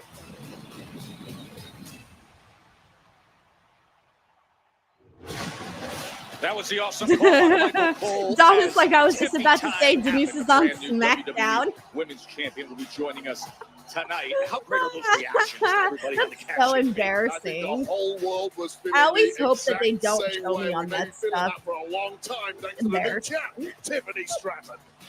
I was just telling Reg, I don't like to be seen. That's funny. Tori Lynn says, I'm stopping Denise, you're a SmackDown superstar. I scared myself. Honestly, I got scared. I was like, what? That bitch looks like me? Ah. So funny. And slightly embarrassing. Thank you for everybody. Everybody out here shouting me out for my cameo. Bill Ritchie says Denise is SmackDown. That's funny. Wait, it's like you're on YouTube. How do you not want to see yourself? I know. It's. Have you ever seen like when actors say that they, you know, obviously they're actors and they're on the big screen, but they don't like to watch themselves in movies? I feel the exact same way, but about YouTube. Legit, like the exact same way. I don't like to watch myself back. I like to do it. I don't like to see it. That sounds really bad. I like to do it. I don't like to see it. Pause right there. It's game time, and we're making it. Oh, that's so funny. So funny. All right. Thank you so much to everybody, by the way, who's complimenting me on that. Yeah, I'm glad I wore green. I thought green was a good color to wear. Good color to wear. I didn't even realize it until I saw it. I'm like, oh, I'm glad I wore green.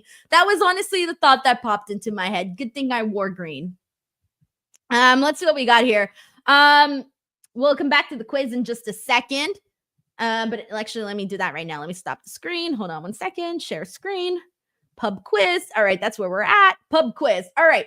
And then I'll get into the super chats in a second. All right, this is the next one where we're at, everyone. Mike C agrees with me, by the way. He says he hates seeing himself in pictures, so he understands. Thank you. It's exactly how I feel.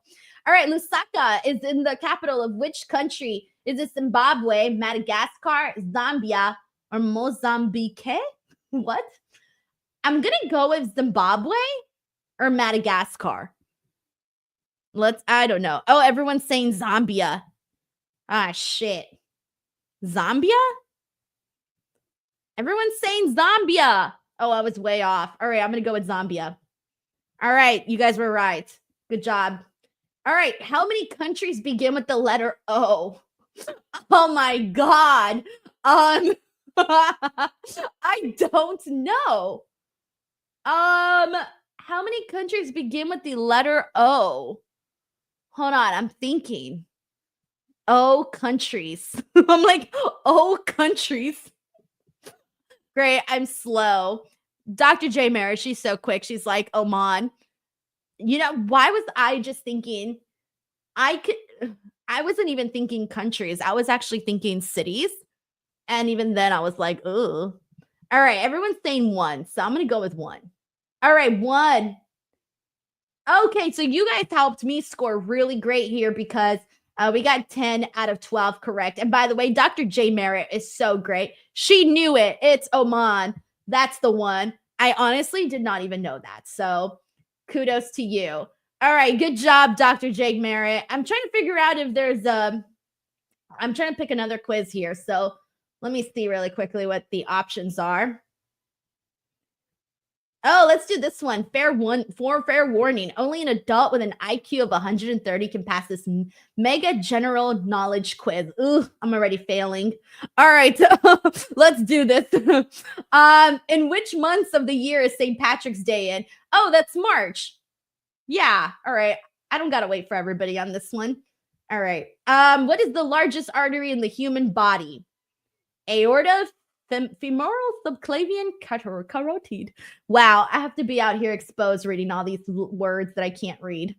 I'm going to wait for the chat. Thank God I did not become a teacher, guys. My mom's a teacher. Well, she was a teacher for several years, but now she does principal stuff, but still.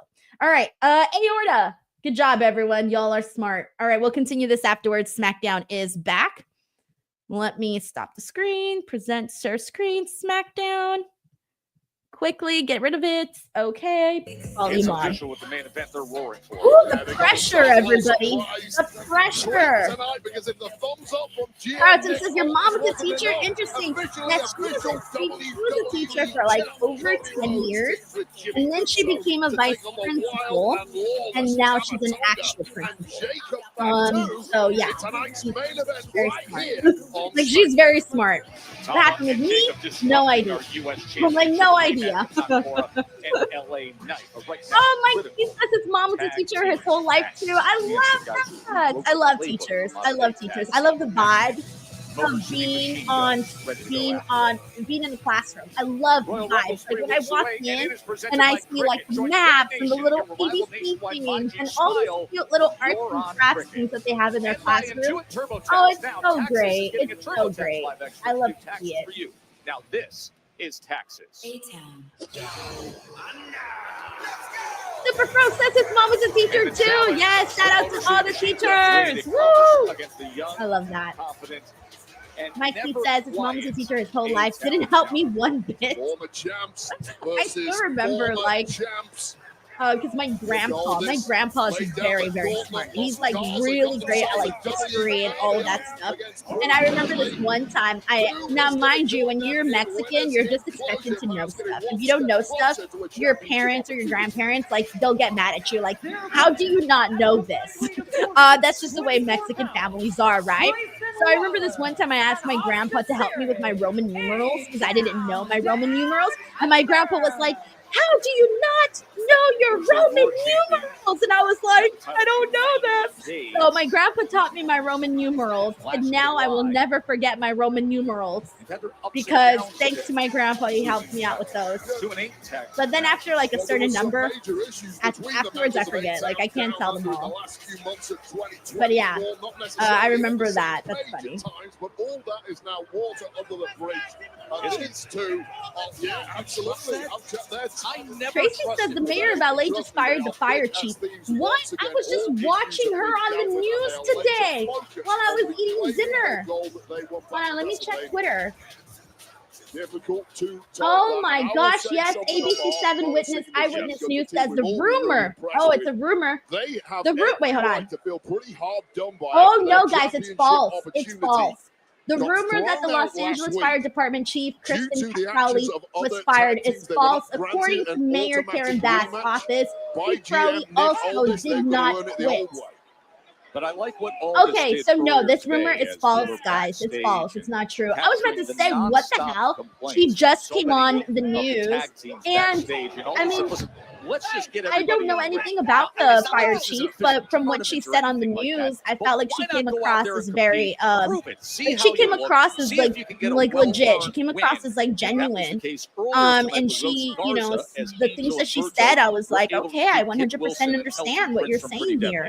And so, yeah, she didn't come across as like bad or anything. So I was very surprised by that. So no, that rumor is false. They are the #1 challengers to the Good to know, because that's the last thing we need right now. They are also more drama. You couldn't fit a piece of paper between any of them. So all right, let's get into this. We are watching A-Town Down Under versus the Motor City Machine Gun. And prove it. If you can prove it, then maybe you'll have earned the right to challenge the champs.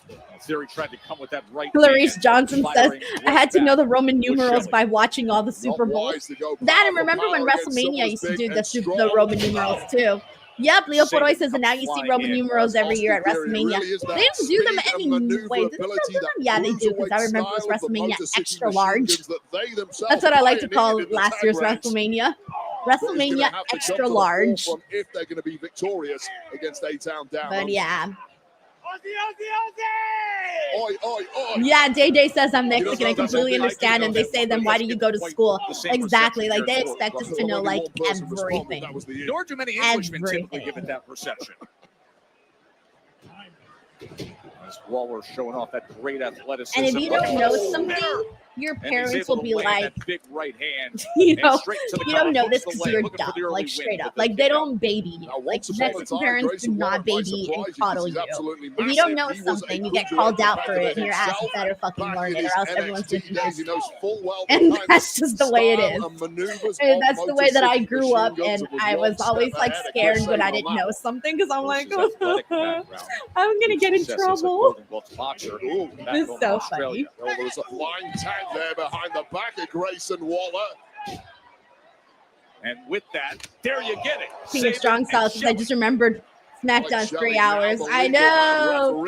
And we're technically in the we're in the tag team portion of the show, which can be good, but it's not riveting. Oh, and tripping him up was Theory. And a big left hand comes booming home. This is always going to be the issue in this kind of matchup. And rolling flatline. Yeah, so we're about halfway through the show right now. And then Robin, of course, will be joining me afterwards, and we'll be doing a quick little review. So, oh my gosh, we're going to commercial already? Jesus, that was fast. I felt like we just came back. They're making me work, bro. They're making me hustle. All right, let's go back to our quiz. All right, let's do this. Let's see how dumb I am. All right, in the British peerage, which of these titles is the highest? Is it the Baron, the Marquess, the Earl, or the Viscount? Ooh. The Viscounts, Baron, Marquess, Earl. I'm gonna say the Earl. That sounds pretty fancy. The Errol? All right, everyone's saying Errol. Okay, then I'm going to go with Errol. No, it was the Marquez. Damn it. Marquez sounded pretty fancy too. Damn it. All right, what name is given to a female swan? Jesus Christ. Is it Pen, Jenny, Vixen, or Hen? Yo. I don't know squat about swans. Like squat about swans. Nothing. Jenny? Someone's saying Jenny. Okay, everyone's saying Jenny. So I'm going to rock with Jenny. Yo! Why'd you guys tell me Jenny? It's Pen. All right, I'm never forgetting that now, ever. A female swan is a pen. All right, good to know. All right, in Greek mythology, how many labors did Hercules perform? I'm gonna go with like, ooh, those are all good numbers. Jesus Christ. I don't know. 12? Let me see what everyone's saying. I'm seeing a lot of 12s in here. All right, so since I'm seeing most 12s, I'm gonna go with 12s. Oh, thank God. All right, we got that one right. Good job, chat. Good job. All right. Which three colors appear on the flag of Chile? Is it red, black, and orange, white, green, and black, red, white, and blue, green, blue, and yellow? Oh, dear. A, B, C, or D? All right, I'm going to go here with the, I'm going to wait for the chat. I need the chat's help. Like, I need the chat's help for everything. All right, everyone's saying red, white, and blue. Let's rock with it. There, yay! All right, red, white, and blue. Okay, next up, what is the seventh sign of the zodiac? All right, April, May, June, July. That's July. July. I think it's Libra, right? Because May is Taurus. Pisces is like February, March. Sagittarius is November. So I'm pretty sure it's Libra. Let's see what everyone's saying. Okay, I'm seeing a lot of Libra, so I'm going to go with Libra. Yes, Libra it is. Woo! All right. By area, what is the smallest country in South America? Oh, I don't know this one. Is it Uruguay, Guyana, Suriname, Ecuador? All right, and we're also back on SmackDown. And then I will let you guys know what they say for the answer.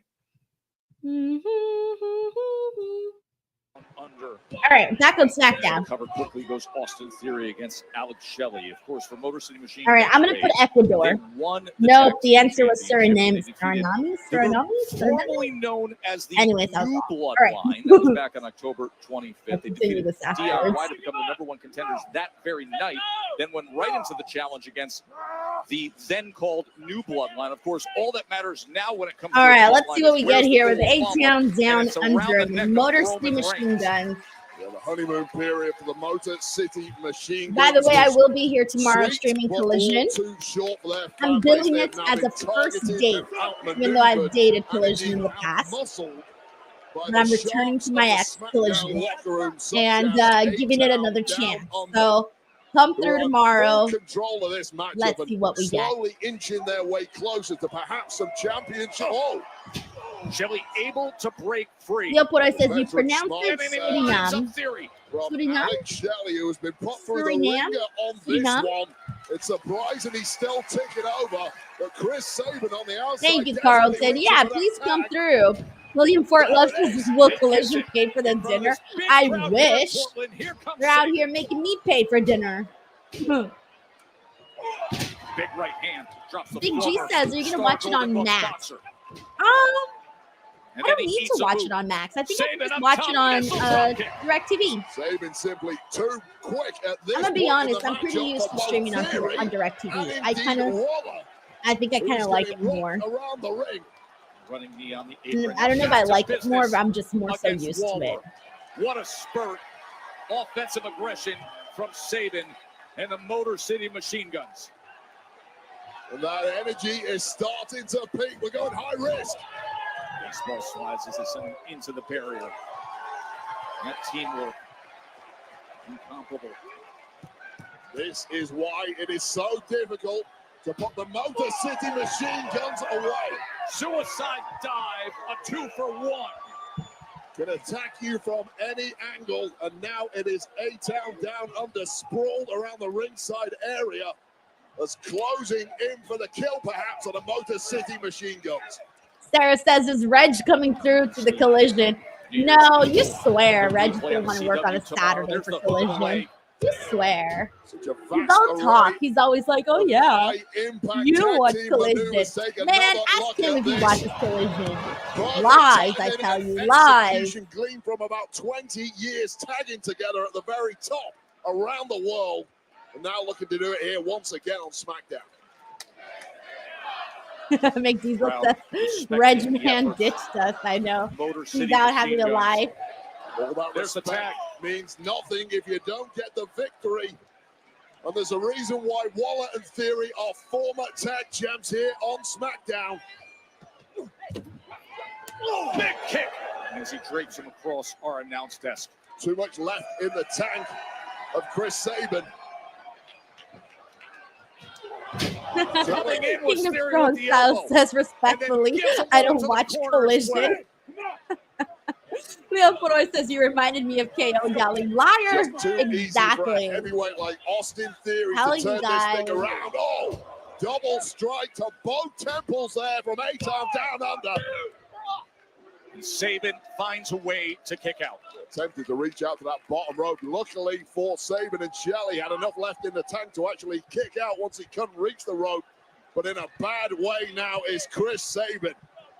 Jaw Oh, I forgot to let completely everybody rocked at know, some by point the in this way. one, but still I finally taking got a over, showing second that monitor. durability. Here, I'll Go show for you that guys. tag.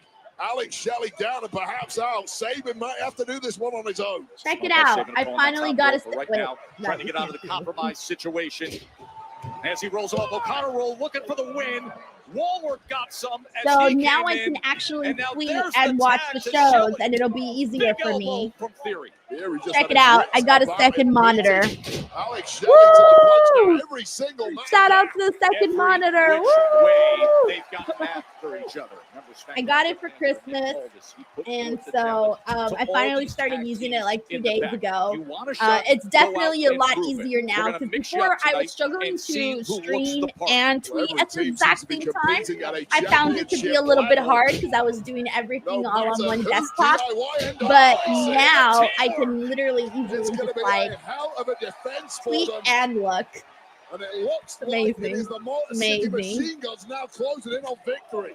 Isolated in the ring is Austin Theory. Grayson Dr. Waller J. Merritt cleared says, out. Here yay, we go, second Joe. monitor. Yeah, I didn't think I needed one, but yeah, I kind of did.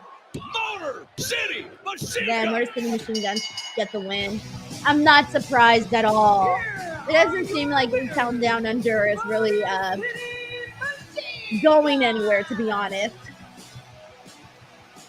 Well, what a performance Yeah, so from before I was both literally like teams. having Blink 4 at to your 6 visit to kind 8 of stuff. tabs We could show you a full all 10 on minutes one of replays screen, from and this I would one, just but here are shrink some them highlights. so that I can see Motor City everything. Machine But then Guns it was taking just a lot full harder control, to connected with a work wide with. array So of I finally strikes and decided a to skull and bones to attach the Austin second Theory. monitor, Definitely and now it's so much now easier. inching one step closer. I agree, by the way, with Judah here who says time to split the A-Town Down Under team. Yeah, I feel ya. We will see if that is the case. Melissa Cabello says, Denise, are you and Reg live streaming tomorrow? I will be live streaming. Reg is going to be off enjoying his lovely Saturday. By the way, I just realized I got a couple of super chats I haven't even read yet. What was that about? I thought we had like an agreement, you know? We I got scratch you your those. back and you scratch ours. And I Like thought 30 I minutes made late myself on that. clear. I don't want you scratching my back. Look, we appreciate you guys having our backs, but you got a lot of heat on you right now, okay? We couldn't come out there tonight. You understand, okay? That heat, Johnny, that heat, Chandler. That's what makes the pretty deadly lava lamp glow. That's why we saved you guys last week. You say they saved us. No, You look, Kip. I Sorry, understand. Kit. Yeah. With the T, with Yeah. the T. Kit, Kit. that's With what a I said. T. I know, of course I know your name. All right. Because we're friends, right? Yeah. Yes, boy. Aha. You're going to get your title match. Trust me, you definitely will. We're just working through some things. Backstage, politics, drama, all that stuff. But we got you guys. We got you guys. Backstage Trust us. politics. We got you. Yeah, we do.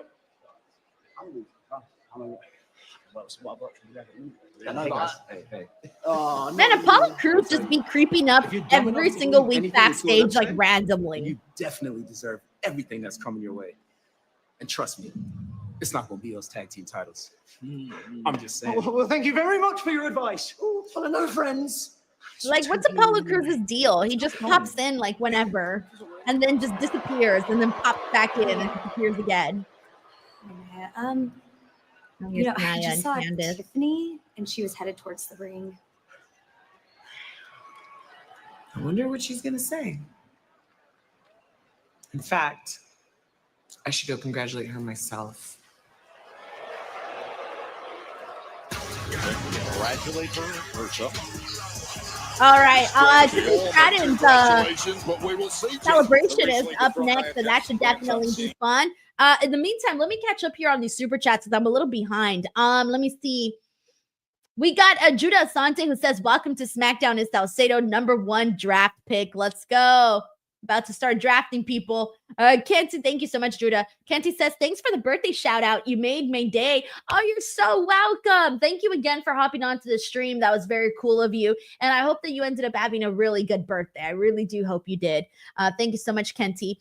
Sheldon Jackson says, "Don't forget, right after Collision tomorrow's New Japan Battle of the Valley, some matches for tomorrow are Takeshita defending the Never title versus Kushida, Kid versus Ishii, and ZSJ versus Echiseto." Yeah, unfortunately, I will not be watching. It'll just be too much for me. I want to enjoy my Saturday too. I'm like, I want to go off and at least have like something to do at night. So I'm just gonna do Collision tomorrow. I don't think I'll be doing New Japan. I know I'm not gonna be doing New Japan Battle in the Valley, unfortunately. I just need some I need a mental break. So after Collision, I am done. And then I will be back on Monday.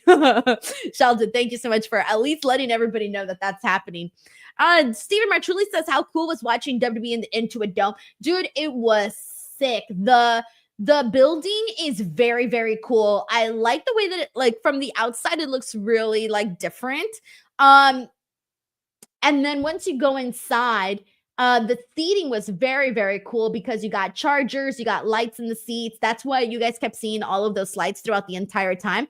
Those were all of the lights that you were seeing on the seats. I thought that was very cool. I didn't get a chance to look at the concession stand. I did miss out on that. I also thought that, yeah, that was kind of it. There really wasn't much else to say, but it was cool because they have the same little video board up at the top that SoFi does. I do love that a lot. I think it makes it so much easier to watch when you're not able to like look at things eye level. And even when you are looking at things at eye level, sometimes it's just nice to like get a closer look up at the screens. And instead of it just being one tiny little box, you got an entire loop thing. I do like that a whole lot. It's very, very fun. But it was a great vibe. I mean, I think what made it feel like even bigger was also like the shape of this, the shape of the Intuit Dome. I can't explain it. It was just shaped differently. It felt like we were all about to be part of some game. I don't know how to explain it. And then there was people behind the stage too. So it just felt like, oh shit, there are so many people in here. But it was just good energy like throughout the entire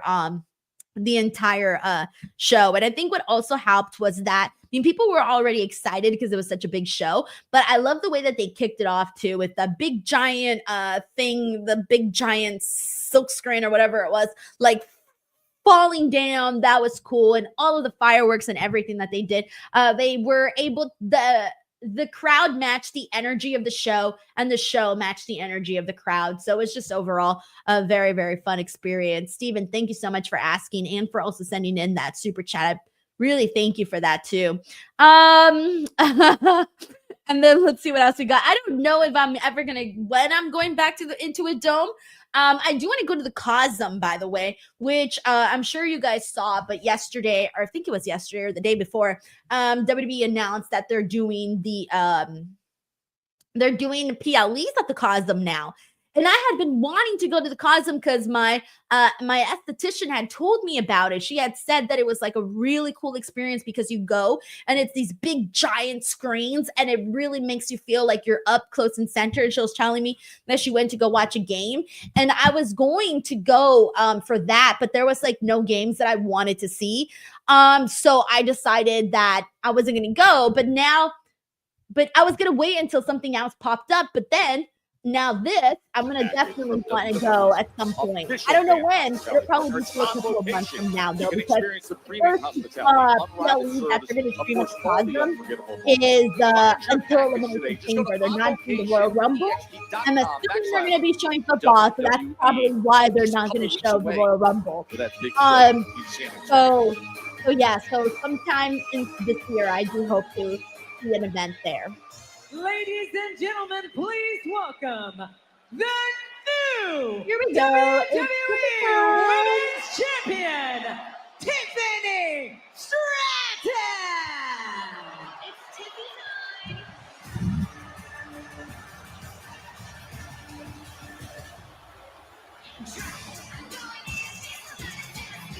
Let's see what fabulous outfit she is wearing. Just 11 months ago that Tiffany Stratton signed on to SmackDown. And it was 7 days Yeah, I ago like that she it. pulled Nice off the studs. shocker. And she played it Jewels perfectly, look good. cashing in on Nia Jax. One prettiest moonsault ever for history. Now the Oh, I love her little bow tie. It's a little stud diamond bow tie. 100% successful cashing rate. Yeah, this of the looks women's cool. Money in the Bank. I love her. contract. I You love know, her every outfit. single woman in both the Raw and SmackDown locker rooms looked on and thought, you know what, this year I need to make sure I am this Money in the Oh, Bank. she looks great. I want a little Looks piece so of good. what Miss Tiffy has got. There are no guarantees at all in this game. But that Money in the Bank champion, the Money in the Bank briefcase and contract is about as close as you will get. And how it played out. Nia had her title defense against Naomi. And then all the drama unfolded with Tiffany Stratton cashing in, the new WWE Women's Champion. As she is All right, with let's see what our she has ace to reporter, say. Byron Saxton. Take it away, my man.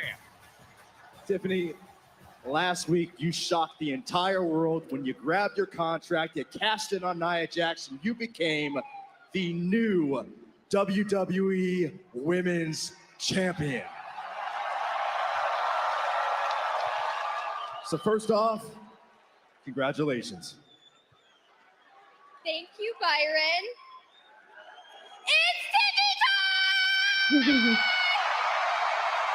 Yeah, he's definitely getting that babyface reaction. What a tippy turn of events, you guys. Am I right? Less than a year ago, I made my debut on SmackDown, and in no time, I became Miss Money in the Bank. And at the young age of 25 years old, I am already better than all of your favorites, and I'm your new WWE Women's Champion. She's still giving off some heel vibes though. When she said, "I'm better than all your before last favorites." week, yourself and Nia Jax were the best of friends, but a lot of people out there are saying that the reason Nia bullied you for so long. No. Listen, Nia didn't bully me. I befriended Nia, and I got her to trust me. Nia thinks I'm stupid. Okay. Well, who's the stupid one now? All right, I see what she's doing. She's changing the narrative She a little thought bit I was here. naive. She thought I was just a dumb blonde. But she all thought that because I let her think that. And she let her guard down. And because of that, I stole her most prized possession, her WWE Women's totally still a heel. Championship. Just like the way that she's doing the promo, I'm still getting And the now heel I'm vibes at the from Tiffany. tippy top of my game. And without further ado, put some respect on my name Yeah. and tell me what time it is.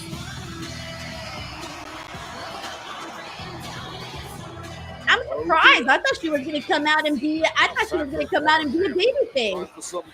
But she really does feel like a natural heel, though. I do want to see eventually babyface Tiffany. No flowers. But yeah, it just seems a like we kind of grimace got a and mixture very here. angry former champ. How about the look on her face? I think she's still gonna get cheered. Definitely over Nia. You ungrateful little Doing grateful little shit. Tiffy, right now, I could kill you.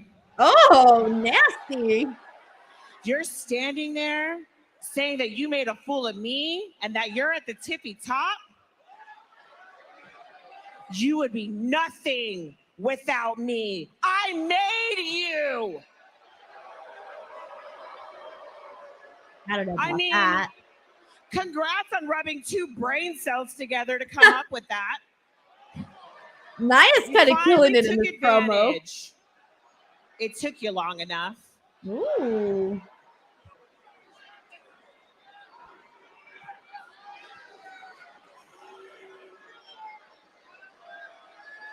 Now you're having your moment. All right.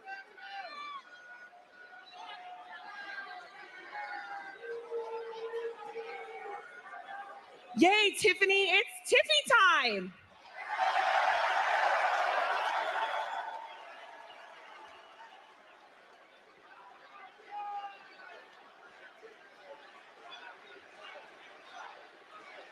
I feel like we need Tiffany Stratton to fire back on Nia Jax because right now Time's up.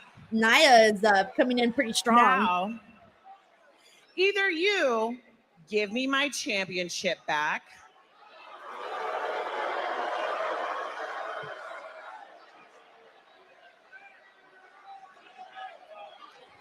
or I'm going to take it from you.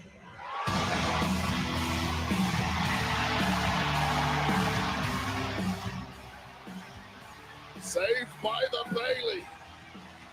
Remember, it was Bailey who previously had the Let's see what championship Bailey has before to Nia say. got the best of her at SummerSlam. Ding dong, Nia. How about you shut the hell up, okay? You know what, Tiff? Man, if that was a plan all along, then you certainly got me because I definitely thought you were a little stupid. But Nia, I know you're stupid. Damn. I mean, her face. You made Tiffany, right? You groomed her from the very beginning, put her right under your wing, and she still outsmarted you.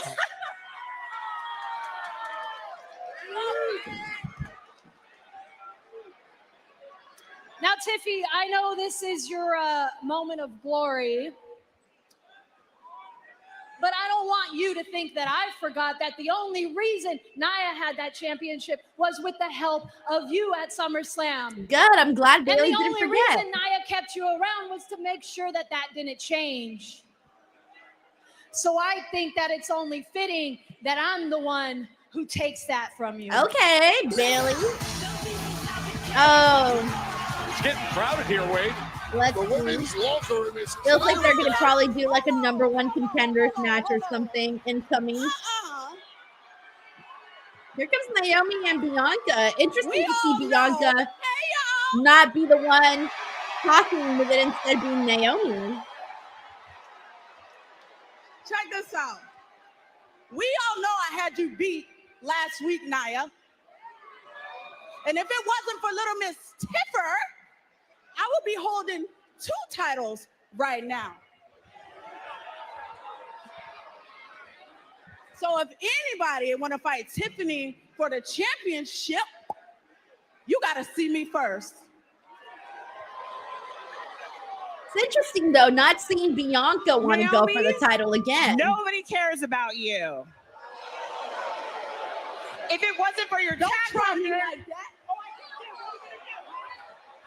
I do like Naomi. Oh, she just headbutted them. I do like Naomi showing attitude and like getting in there because I've been wanting to see this. But I'm not used to seeing Bianca just like take a back seat, you know? Ganging up on the powerhouse Jax is basically the entirety. Yeah, I do agree with this, Cocaine. He says Bianca's too good to be held down with the tag titles. It doesn't feel like her stature, you know? We're so used to her being on top. It feels weird. The prettiest moonsault ever. Oh, she just took out 4 people with her prettiest moonsault ever. You go, girl. It's Tiffy time. The new champ. Set them all down. It's Tiffy time. The world truly runs on Tiffy time right She now. looks so like she matches the belt in terms of like looking sparkly and shiny. She just looks so good with the belt. So good. Ladies, and here's Nick Aldis. I think he's going to make a #1 contenders match. Because I've had an idea. Seeing as the 4 of you want so badly to get your hands on Miss Stratton and the WWE Women's Championship, I've decided that you will compete against one another in a fatal 4-way match to determine the #1 contender. And that match is happening right now. Oh, right now. All right. Thank you. I'm good with that.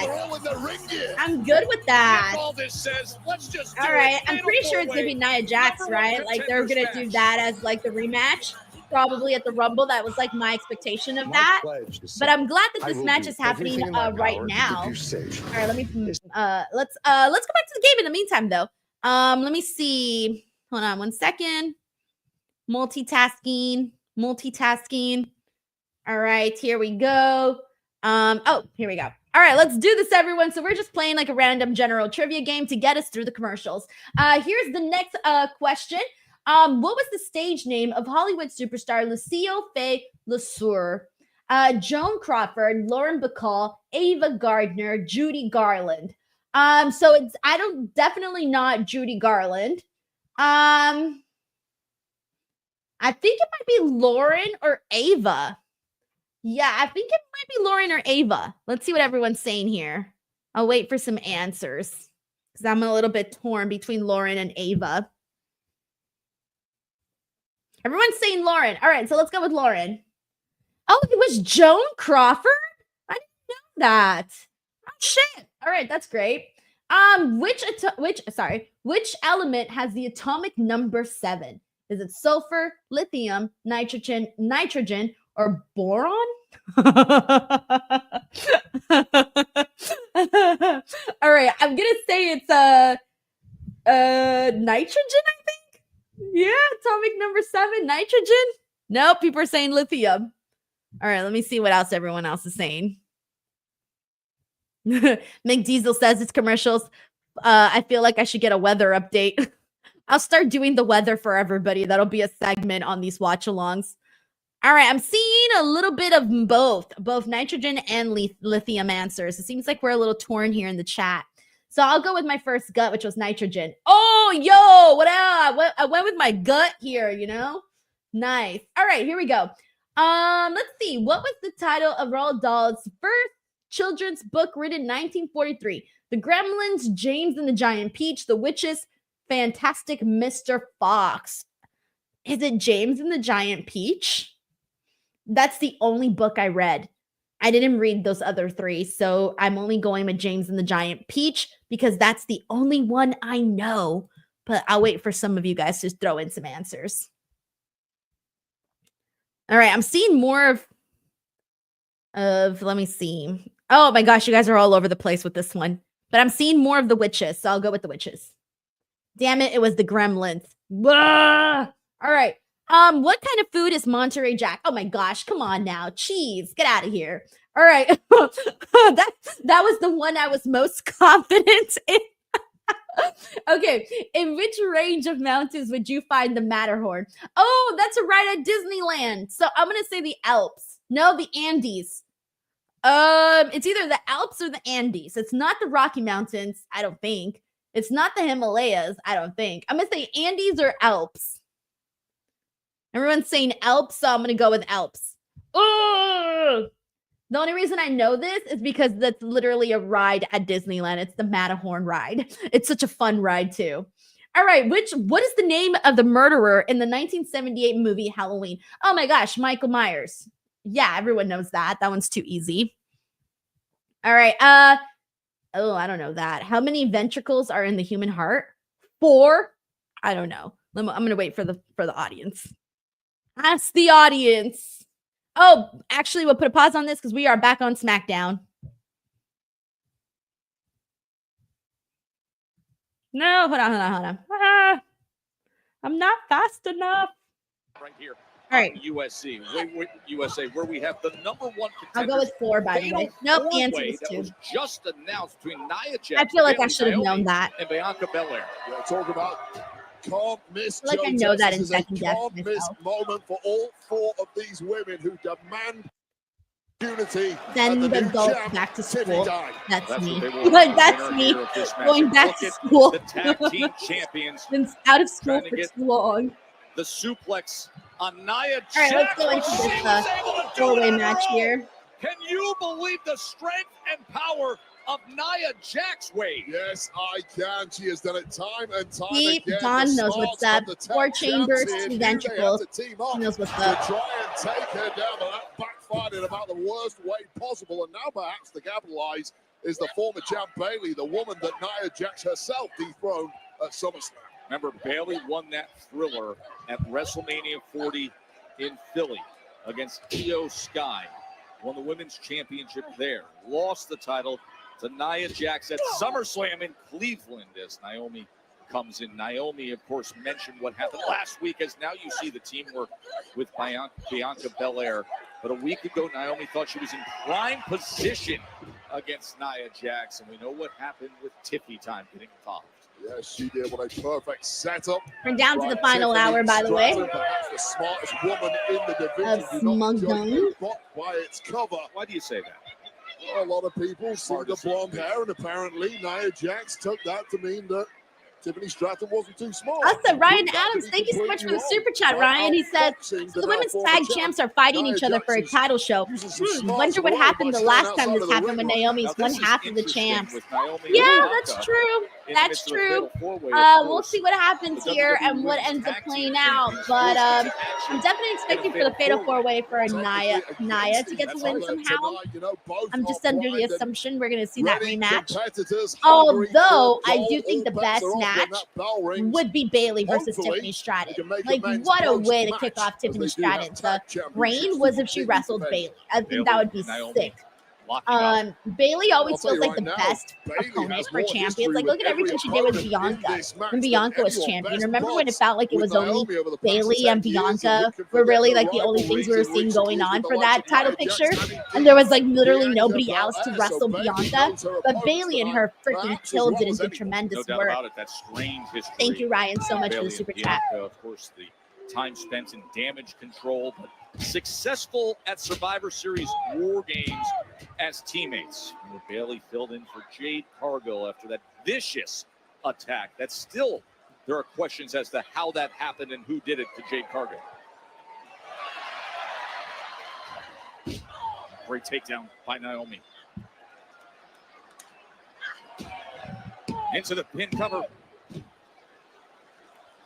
High energy offense and outfit here from Naomi, who is truly making Portland, Oregon feel the glow tonight on SmackDown. Big crowd here in Portland, and now Nia Jax getting involved and sends Bailey right into that barrier. Jax truly the X factor in this matchup. All three opponents of Nia Jax need to team up and take Jax out. Otherwise, in my book, they have zero chance of winning.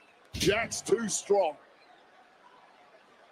She's got a mean streak a mile wide. Naomi has a pep to her step too, but I was going to say she kind of always does, though. So I don't know if that means she's winning. Again, the power of Nia. I think it is Jax Nia. hooks the leg for the win, and coming in and saving things was her tag team champion partner, Bianca Belair. You look at this offense going full high risk with a Hurricane Rana attack. Was Naomi, but the powerhouse Jax showing all the strength that's taken her to multiple championship reigns. And how badly does Nia Jax want to get her hands on former friend, former buddy, now champ, Tiffany Stratton. God, Bianca's so good. Bianca Belair. Can't wait till she's like back in a riveting feud. Two-time WWE Women's Champion herself. For many, the #1 athlete in the women's division is indeed Bianca Belair. For other people, the #1 athlete is in fact Tiffany Stratton. What a matchup that will be. To the powerbomb cover, and then comes in from Bailey. Louise, we got Louise in the building. Thank you so much for the super chat. He says Naomi looking like Sasha Banks right now with her purple hair. Oh yeah, you're right, huh? The nice like purple hair. Yeah. Funny because Bailey also has purple hair. So does Candice LeRae. Purple hair is in, guys. Candice, Naomi, Bailey. Who else has got purple hair? In WWE. She perhaps That's all I can think of right now. But yeah, purple hair is in. They're making me want purple hair. If I roll up tomorrow with purple hair, guys, y'all know why. I've always wanted purple hair too, like in the bottom, like a purple with a brown type of thing going on. I think that could probably work. Oh yeah, Tremaine, King of Strong Style, says Cora has purple too. Dr. J. Merritt says she has purple hair too. Oh, I want to join everybody. Great, I feel left out. I might get purple hair too now, just so I can fit in. Louise, thank you so much for the super chat and for also pointing that out, by the way.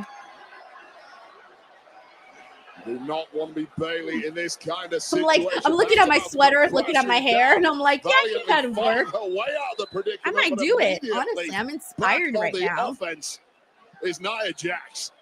Don says, been thinking about doing that myself. It's my favorite color. Don, we're twinning right now. Purple's currently my favorite color too. I switch every year, but this year it's purple.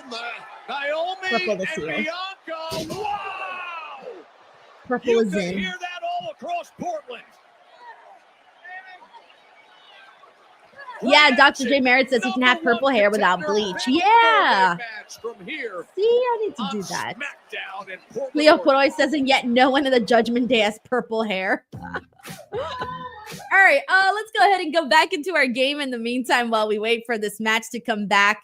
Let's see. Here we go. We're back here. Back to the action. Oh my gosh, guys. Are you kidding me? This one's all me. Which classic novel features the characters Elizabeth Bennet and Mr. Darcy?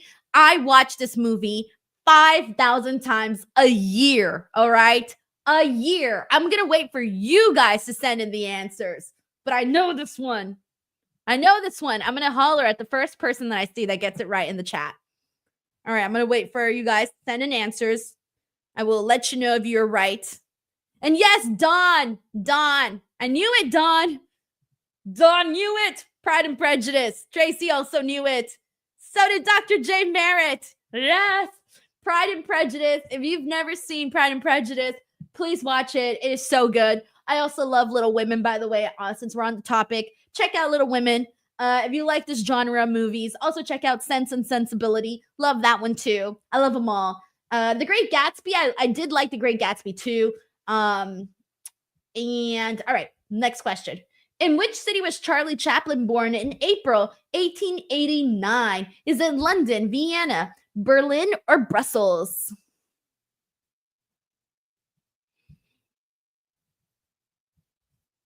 Ricardo's like, I've seen Zombies, Pride and Prejudice. Does that count? No, it doesn't. Go watch Pride and Prejudice. Watch the one with Keira Knightley. So good. So good. All right, we're getting a bunch of London. That was my initial thought. So I'm going to go with London, but I also kind of think Vienna for a second. But I'm going to go with London. Yep, London's right. All right, cool. All right. What spirit is used to make the screwdriver cocktail? Is it tequila, vodka, rum, or gin? I don't drink, so y'all are alone on this one because I do not know if it's tequila, vodka, rum, or gin. All right, vodka came in very fast. So I'm going to go with vodka. Yes, vodka is correct. All right, let's keep it going. From which Disney movie did the song When You Wish Upon a Star originally appear in? Is it Pinocchio, Lady and the Tramp, Fantasia, or Sleeping Beauty? When you wish upon a star. Dun, dun. Yeah, oh, I like that song. But I don't know which one it originally came out in. Everyone's saying Pinocchio, so I'm going to go with Pinocchio. Yes, it's Pinocchio. Pinocchio's so sad. I find that movie so sad. All right. Which vitamin is known as ascorbic acid? Is it vitamin E, vitamin D, vitamin K, or vitamin C? I think it's vitamin K. Right? I think it's K. All right, and we're back on SmackDown, by the way. Let me get it going. 1 second.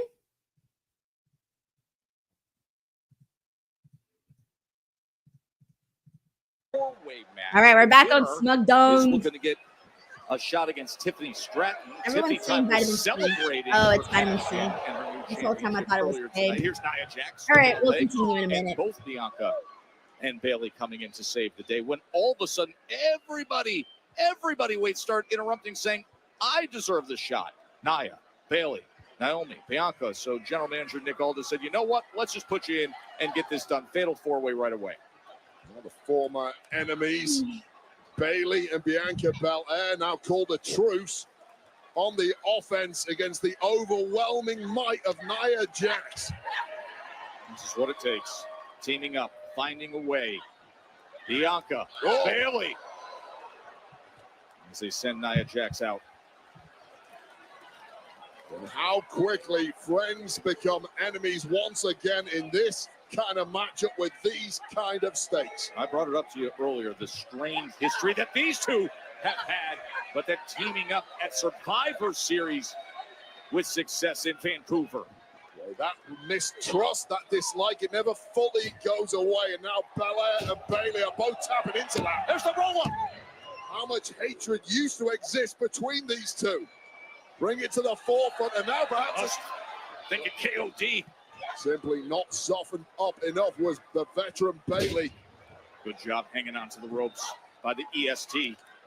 And look Yeah, I told you guys, it's always fun to watch Bayley and Bianca work together, even if it's just for a couple of seconds. It's still very, very fun. Speed. Overwhelming power. That's right. And the size of Nia Jax and the Oh, power fuck. as Naomi tries to Oh, get shit, I got a It was message, week Will. ago that Naomi was in prime position, Wade. Just such hard work to get Nia Jax even off her feet. And once again, Naomi tries it, and there you go. Throwing everything but the kitchen sink at the former Sorry, champ, guys. Nia They Jax, just and announced that now there's a in the new drop mandatory zone. evacuation in Salcedo. Encino. Will's brother lives in Encino. Will is on a flight right now to Collision. So I just want to make sure that he's in the know. Flying elbow drop by Bayley, who hooks the leg. And pulling the leg away is Naomi. The best buddies became enemies briefly there, and now perhaps It looks like there might have been like a spark in that fire, which is why Encino is now under mandatory evacuations. Not all of Encino, but a part of Encino. So Nia Jax has to be there for the taking right yeah, now, like taking literally so an much hour ago. offense in succession. Wait a second, that's Candice LeRae. Candice LeRae makes her way down to the ring. Candice LeRae, who helped drive a wedge between Tiffany Stratton and Nia Jax, perhaps out here to help Nia Jax, offer some advice, get her back in the game, demanding some water. Take mine, Queen. And meanwhile, the tag team champions getting to work on Bayley as Naomi and Bianca teaming up. Double elbow drop. And Bayley's in trouble. This has been a good match, by the way. Now, Wade. This has been my favorite match of the night. Oh, we're gonna get Bianca and Naomi. Hey, shake hands afterwards, ladies. There's too much on the line here. Naomi and Belair about to throw hands. I love it. Oh, wait. Oh. They're not pointing this way, are they? No, they're working together. Okay. It'll look like suicide dive. Oh no! That backfired for Naomi. Sent Naomi back. Slamming the kidneys of Naomi into our ring apron. After Naomi went for broke. And now up top. And Belair in position for the win as Bayley comes flying in yet again. Belair digging deep into the playbook, knowing she has to do whatever it takes against someone like Jax. Big opportunity for Bayley, but Naomi saves it. Well, Bayley to By the way, Stephen Martrulli says, who would you like to see Tiffany work with at WrestleMania? Bayley, but Naomi too quick. Rear view. There's been a lot of talk about her and Charlotte from like fans and stuff, kind of speculating or kind of hoping for that. I'm on board with that idea. I'm gonna say Charlotte too. In the ascendancy is Nia But I'm kind of cool with seeing her work with anybody. And coming in is Bianca. Yeah, Tremaine Young, I agree. He says this is an awesome match. I agree. Being in this kind of matchup, so difficult to find yourself a window to win. Over 10,000 in attendance in the Moda Center in Portland. So also, as of 3 hours ago, firefighters from Mexico are en route to the Eaton fire. So they should be, I wouldn't be surprised if they're here already because it doesn't take too long to get here from Mexico. Depending on what part they're coming from, of course. But it could take like 3 to 5 hours. Crucial match here to see who will fight for the championship. What an incredible job the corner woman, Candice LeRae, did of getting Nia Jax back into the fight. Jesus. I don't know what happened that it started to spread to Encino. No idea. All right. The action has been outrageous and nonstop. Beautiful, Bianca. Yeah, I agree. Mike C says they did a very good job of not having Naomi and Bianca face off. Yeah, they did. Super Pro says, dang, Ninja. No, Ninja Jax is so strong. Was that autocorrect? And yes, I agree with Ricardo. Bianca is a beast. That's why I'm like, she's my favorite women's wrestler in WWE, guys. Like, Bianca's numero uno for me, guys. I can't pick anybody above Bianca. Look at this, how she got. Oh no! She accidentally whipped Naomi with her handbrake. But it was on accident. Nia Jax. But Naomi's not going to see it that way. Onto the floor. Oh wow! Take her ass out, Bianca. Wait, I think Bayley might win. Which I was saying Bayley versus Tiffany would be absolutely phenomenal. Bayley hooks the leg. Bayley wins. Nice. Good there. But now Naomi's going to be pissed at Bianca. And here it begins, guys. The downfall of Bianca and Naomi, with Naomi eventually revealing that she's the one who attacked Jade Cargill, who was my prediction from the beginning. So I'm on board with all of this.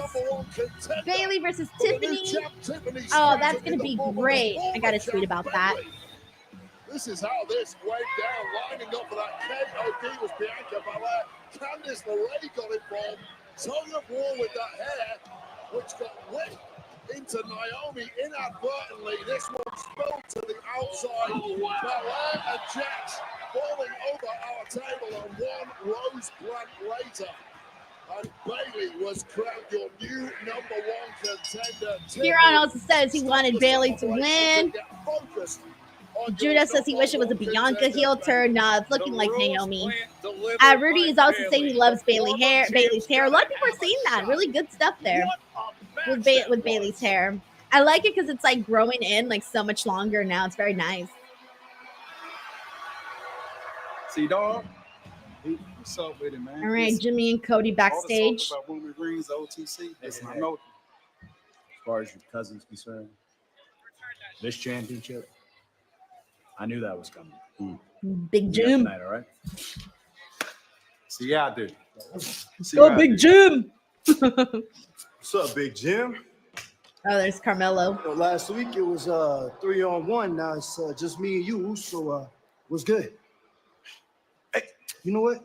I thought about it. I'm gonna let that slide, but I want to let you know one thing. So, me, Solo, rest of them boys, we tapped in. So you want to try that again? You can end up like Braun Strowman. I'm just saying. Hey, what's that line you be saying all the time, bro? Mellow don't miss. Yeah? Yeah. With all those bricks, you could build a damn house. Oh, and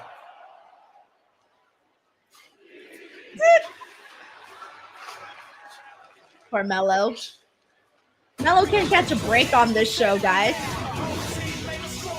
All right, we got Victoria here who says, what do you think of the new referee uniform since Raw and Netflix? I think they look so good. From what I remember seeing, it was fine. Just because I don't think I noticed too much, honestly, because I wasn't really paying attention to the referees, and I was watching in the building live, so I think I was kind of distracted by everything else, but I remember everything being fine. Oh, they're making sure to give a shout out to, not a shout out, but to donate to the American Red Cross for the LA fires. Relief efforts for those impacted by the fires in California. Please use the QR code on your screen or visit wwe.me/Red Cross. Crazy how like usually it's by the way, text Red Cross to 9999 to make a donation to American Red Cross. You can I've shared a bunch of links on my page. You can also text 7070. You can text wildfires to 707070. There's so many different places to donate, guys. Like so many for whatever you guys want to donate to. I'm going to make sure to reshare the links or retweet the links that I had tweeted out and get those out there again. And then, yeah, it's a lot, guys. It's a lot. It's so crazy because usually I feel like when we see like natural disasters happen, it's usually in a different part of the world and you're watching it and you're like, you know, you feel sad and you feel bad, obviously. But then when it's your home, it's like, what the fuck? Like that's happening here. It hits harder. And it's just like, fuck, man. Like that's here. You know, it's here. Like, why? Why did stuff like this have to happen? All right, switching gears. Let me see. Thank you so much, by the way, McTaro. I didn't get to properly thank you, by the way. Judah Asante says, will we see a Denise heel turn? If you ask people, I'm pretty sure I've already had a heel turn a couple of times. I guess it just depends on who you ask. Maybe one day. I was actually on the phone with Will today and I was telling him that one of the things I've always wanted to do, by the way, is to have an alter ego, you know, like create an alter ego. Anyways, I pitched my idea for my alter ego. I'll keep it under wraps because I don't want anyone to steal my alter ego idea. But I pitched my idea of my alter ego that I want to do. And Will was like, it's kind of great, your alter ego idea. So, who knows? Maybe I'll start to do it at some point, but I got to work on it, though. I got to work on my alter ego idea. We'll see. We'll see. Judah, thank you so much for the super chat, by the way. Thank you very much. All right, let's see what else we got here. Oh, yeah, my quiz. I forgot. Let's do this, guys. That way, I hope that the games and stuff make SmackDown go by faster. I don't know about you guys, but I feel like SmackDown goes by way faster when I do a watch along. But that may be because I'm the one speaking, but hopefully it's going by fast for you guys too. All right, let's see. We got Nat King Cole is famous for playing which instrument? Is it the trumpet, the clarinet, the piano, or the violin? Yes, Eggsy, I am on Busted Open tomorrow morning. Yes. Stuart Bridgman says, make sure you use different socials. Well, my alter ego would not be, how do I say this? I feel like it'd be more like looks-wise that would be different, not like personality. I can't explain it. All right. I'll have to execute the alter ego for it to happen, for it to make sense. All right. Piano. If you got piano, you were correct. All right, let's see. Which company owned and operated the Titanic ship? Was it the Red Star Line, the White Star Line, the Gold Star Line, or the Blue Star Line? Oh, I know this. Oh, sorry, guys. Will just messaged me. He didn't know.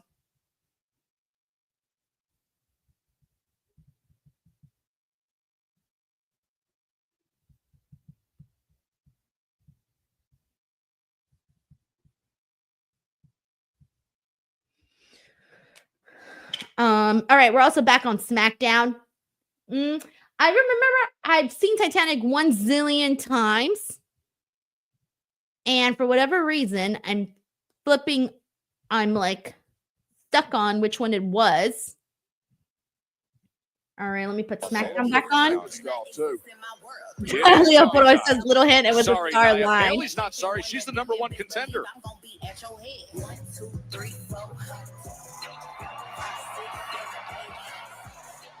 Excuse me, Bailey. Congratulations. You just won an impromptu #1 contenders fatal 4-way match, which means you're going to challenge Tiffany Oh, White Star Line is right. So if you chose white is right. But we just learned White Star Line. That match I was almost going to go with gold. Next week.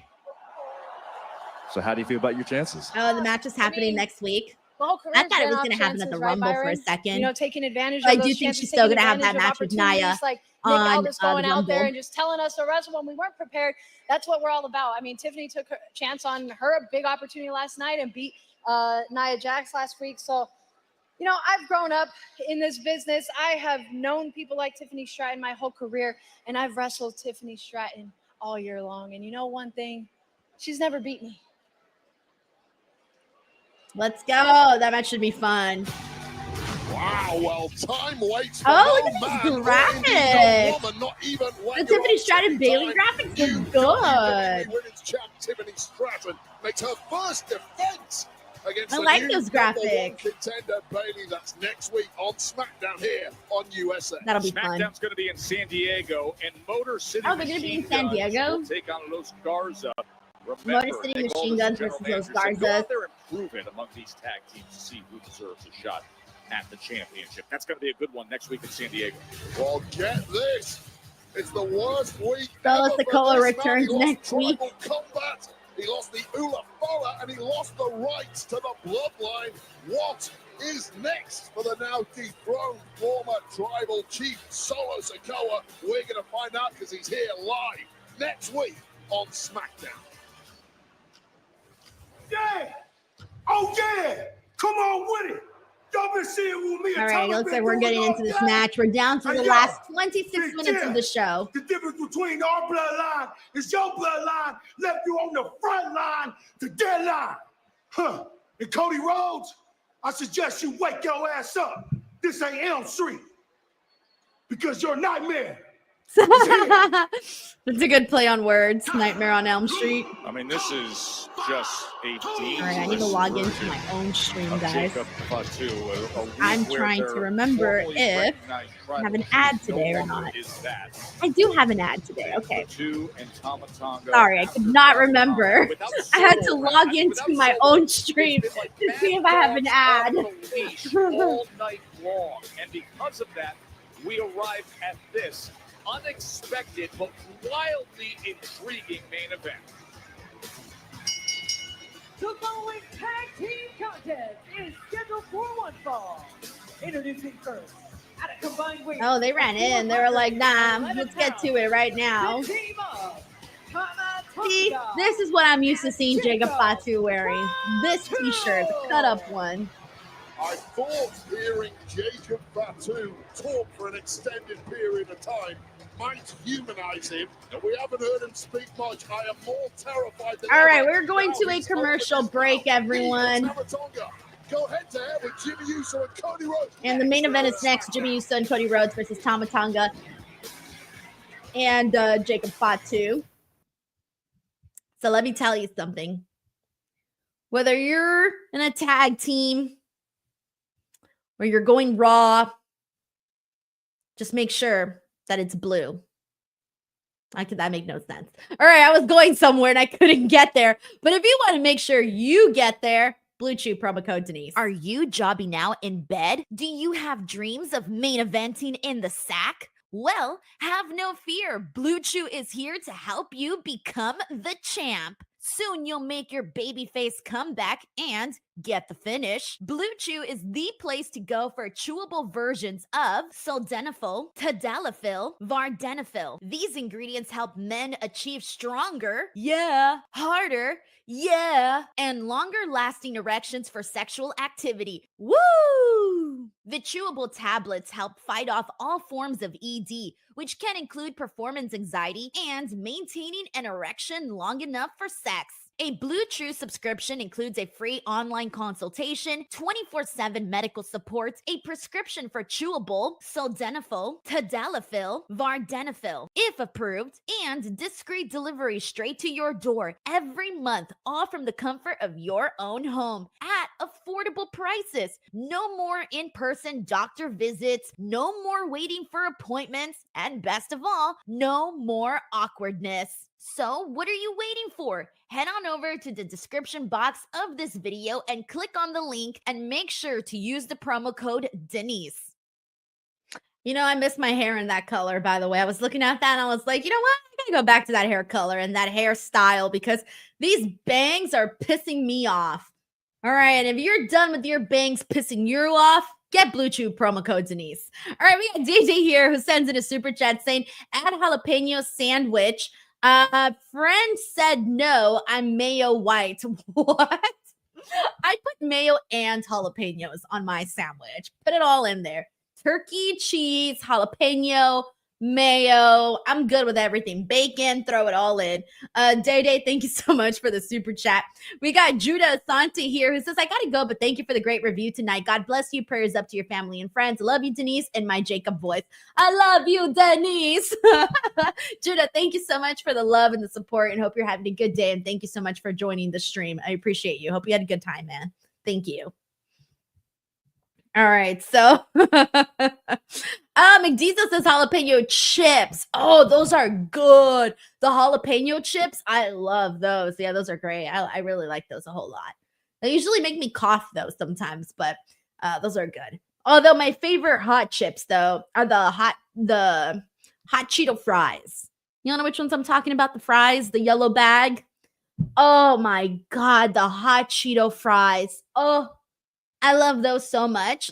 I could honestly, and what's worse is I can't really eat them because the same thing always happens when I eat them. When I eat them, my stomach hurts, my skin breaks out. I feel horrible after I eat them. But every single time I do, I go, damn, it was worth it. Because that's how good the hot Cheeto fries are.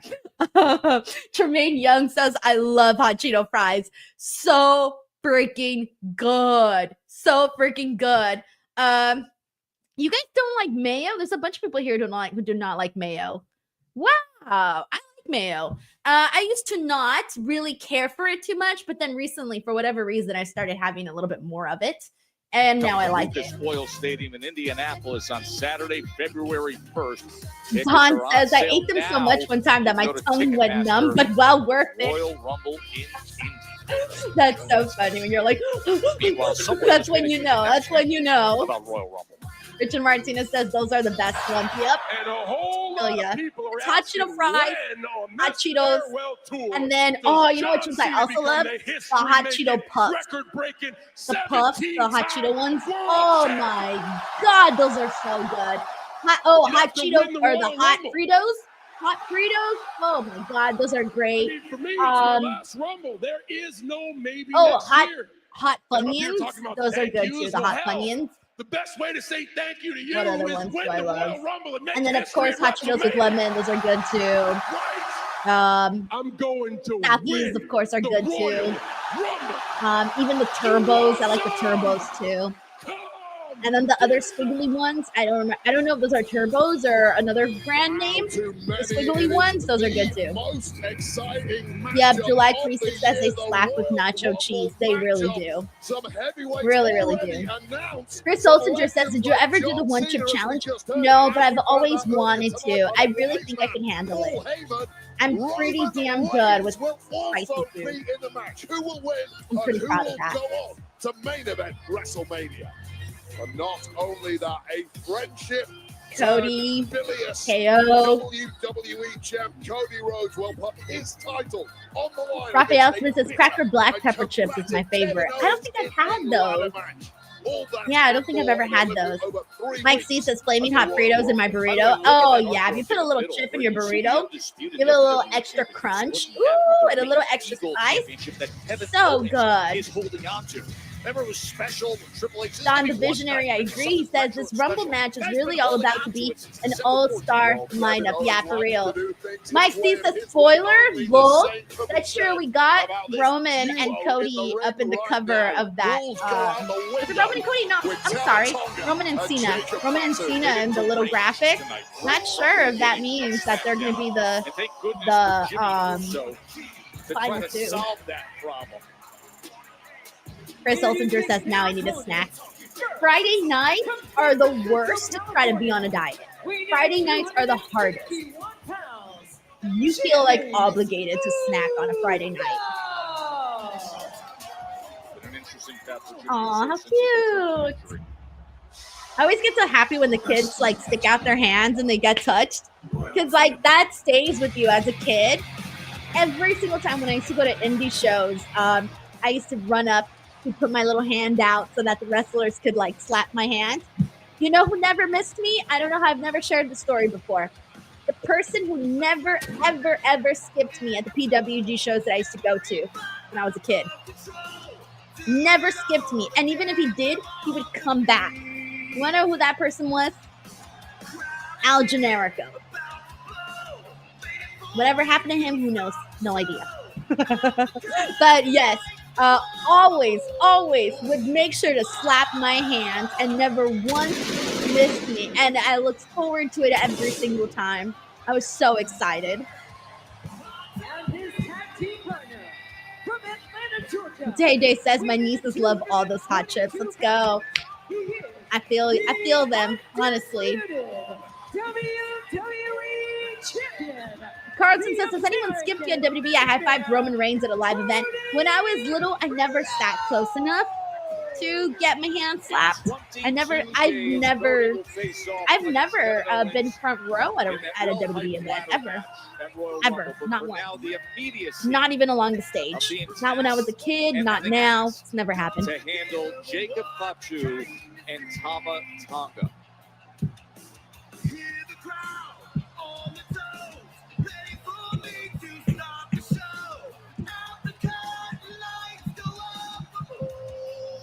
Whoa!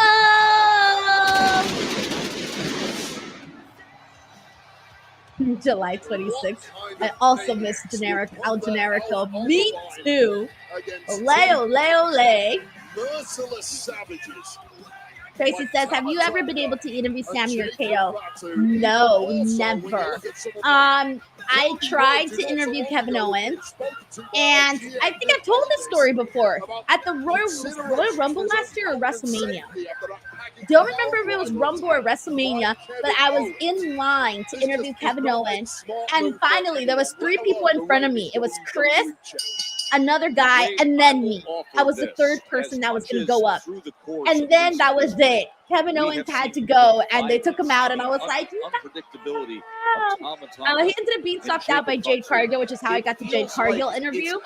But damn, bro, I really wanted Kevin Owens, and I had waited in that line for about an hour and 10 minutes. Literally waited an hour and 10 minutes to interview Kevin Owens, and then it didn't happen. And then Sami Zayn, I've also never interviewed Sami Zayn. I've met him once in a meet and greet, but I never actually interviewed him. I did. It doesn't really count, though. I did ask a presser question, but I never count those, though. I only count the one-on-one interviews. They were not brought into this company over the past 10 years because Carlton says, have you interviewed Damian Priest? Yes, actually. There should be a video with myself and Damian Priest up on here. Pretty sure. And that lid is probably from several years ago, though, so it's probably a little outdated. But yes, it's definitely there. Jimmy Uso going up top. Coming down on that left arm of Tama Tonga. Tubby Stein says, congratulations on being featured on the Tippy Time package. I scared the living shit out of myself. It's so funny. Now puts himself in the line of fire of these two. Jacob Fatu gets to work. Jimmy in the corner. Oh, yes, Don. Yes, and you played that game with him and Rhea. Get that. Oh my God. What is wrong with me? Literally just did that like 3 months ago. War Games match at Survivor Because I was thinking of him in terms of a solo person. And my solo interview with him was years ago. But I forgot about the one that I just did with him and Rhea, which was a great fucking interview, by the way. It was one of my favorite interviews ever. Oh my gosh. Thank you, Don. Oh, thank you, Tracy. Tracy was also like, you have with him and Rhea. Duh. Jesus. I'm ashamed of myself. And also kind of worried about my brain. All right, let's go ahead and get back into the games in the meantime, since we're on a commercial break from this. We're on a commercial break from SmackDown. So let's do this. All right, here we go. We're playing a quiz just to get us through the commercials. All right, here we go. How many children did Queen Victoria have? 7, 8, 9, or 10? Jesus, she had that many? By the way, Jacob Fatu has 7 kids, and he's 32, guys. Literally, 32. 32. All right. Thank you so much, Eggsy. Yeah, I've interviewed Rhea a couple of times. I feel like I might have the most interviews with Rhea, like out of anybody. I think. I'm not too sure. All right, let's go ahead. I'm seeing a lot of 8s, so I'm going to go with 8. Damn it, it was 9. I feel like that one was really hard, though. All right, what was Evel Knievel's real name? Ooh, was it Charles, Robert, James, or David? I think it might be Charles or James. Only because those sound Evel Knievel-ish. V-Pool says, Bloodline story gonna outlive us all. Oh, yeah, 1,000%. Like, our kids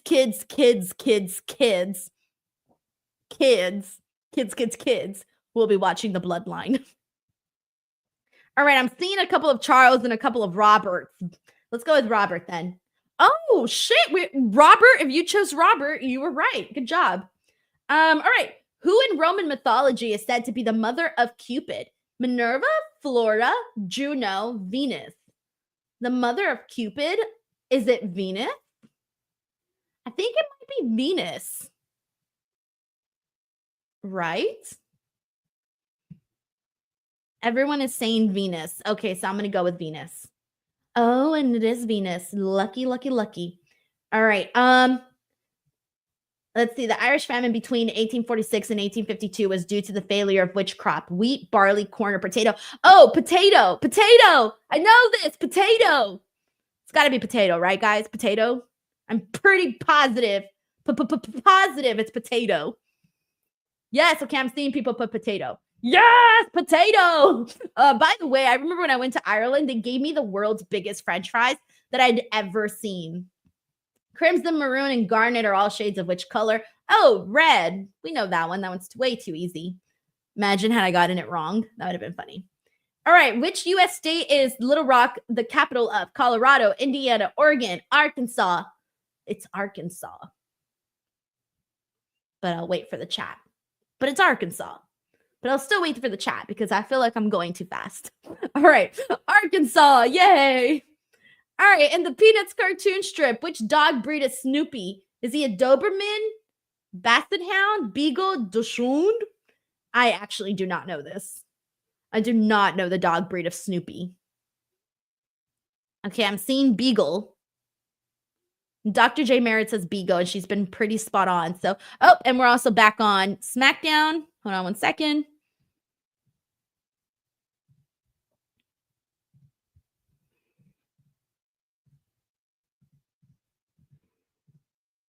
All right, we're back. I'm going to go with Beagle, by the way. Beagle is correct. Beagle is correct. Good job. Cody Rhodes off the apron. All right, in the meantime, we're back here. Yes.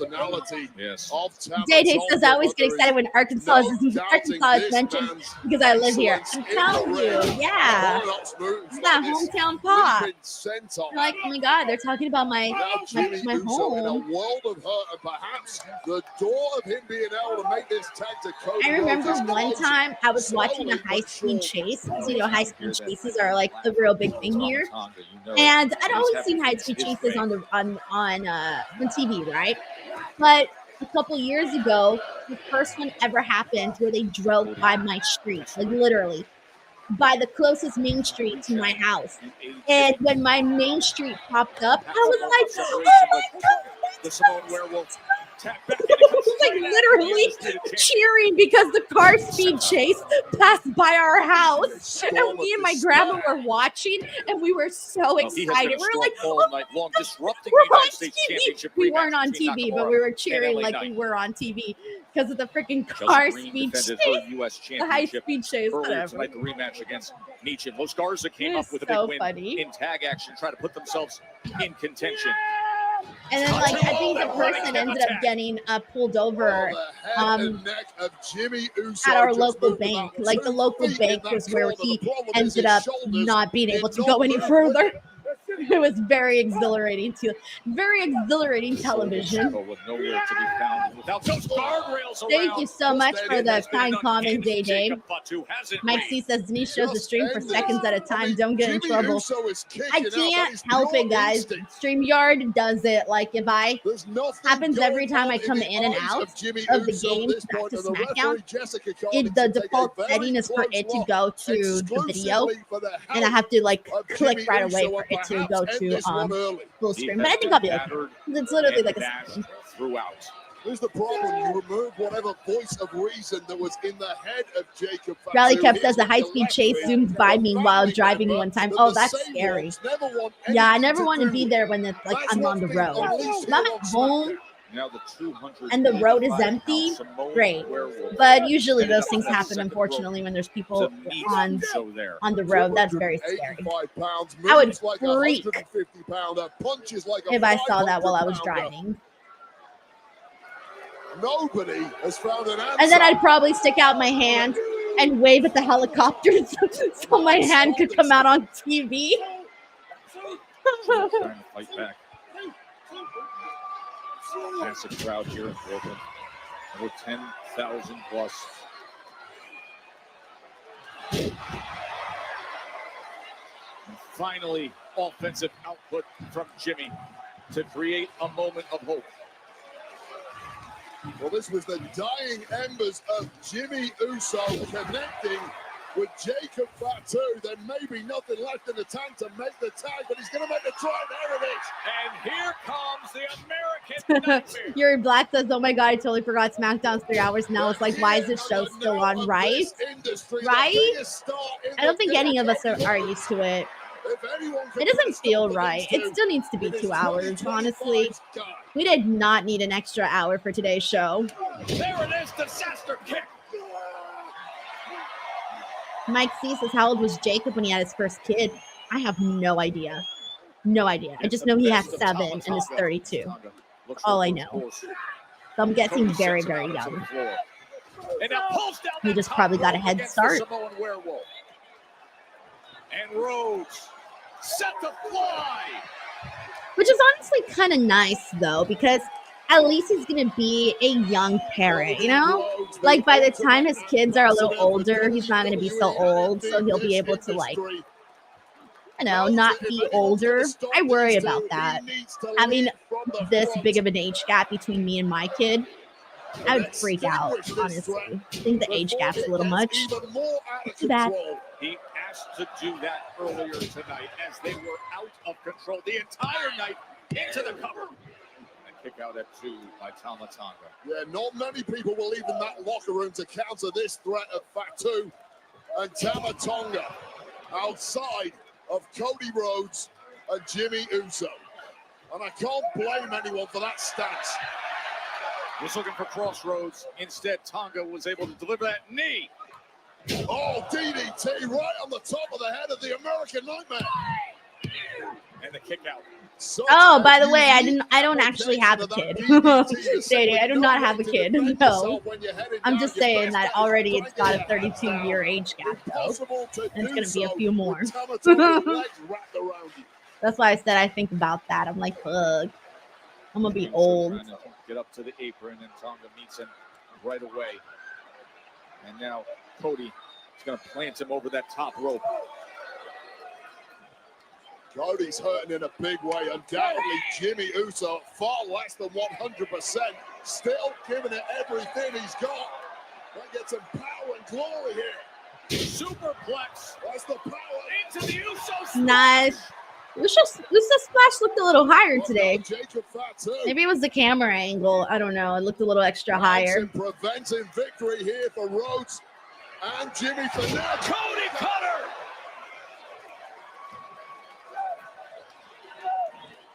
Uh-oh. Watch out! Man on man for 2! Just got sent over the desk! Jimmy went flying. The werewolf went over the announce desk. Oh, there's KO. I was wondering. I was like, what is Cody looking at? KO comes right into the entryway, and as Cody has said, if I see him on site, it's on. Well, it's on again, Wade. Well, if Cody Rhodes had the blinkers on, they came off the second. KO made his arrival. And now Jimmy Uso is all alone, and he might just win this thing. Jimmy on his own with a spear, going for the Uso Splash again. Yep, Uso Splash again. I think that might be it. He do it no, Fatu comes in. Jacob pulls him away. Oh, heavy landing. Yeah. To the outside, not only preventing. Cody's gone now, so they're cooked. Jimmy Uso, and this Fatu and Tama Tonga are getting the W, unless Cody comes back. Going off to battle with KO. And now it's 2-on-1. Jimmy Uso getting his head bounced off this. Yeah, July 26th. Isn't Kevin's son like 7 feet tall? Yeah, he's very, very tall. Very, very tall. And now, Jacob Fatu.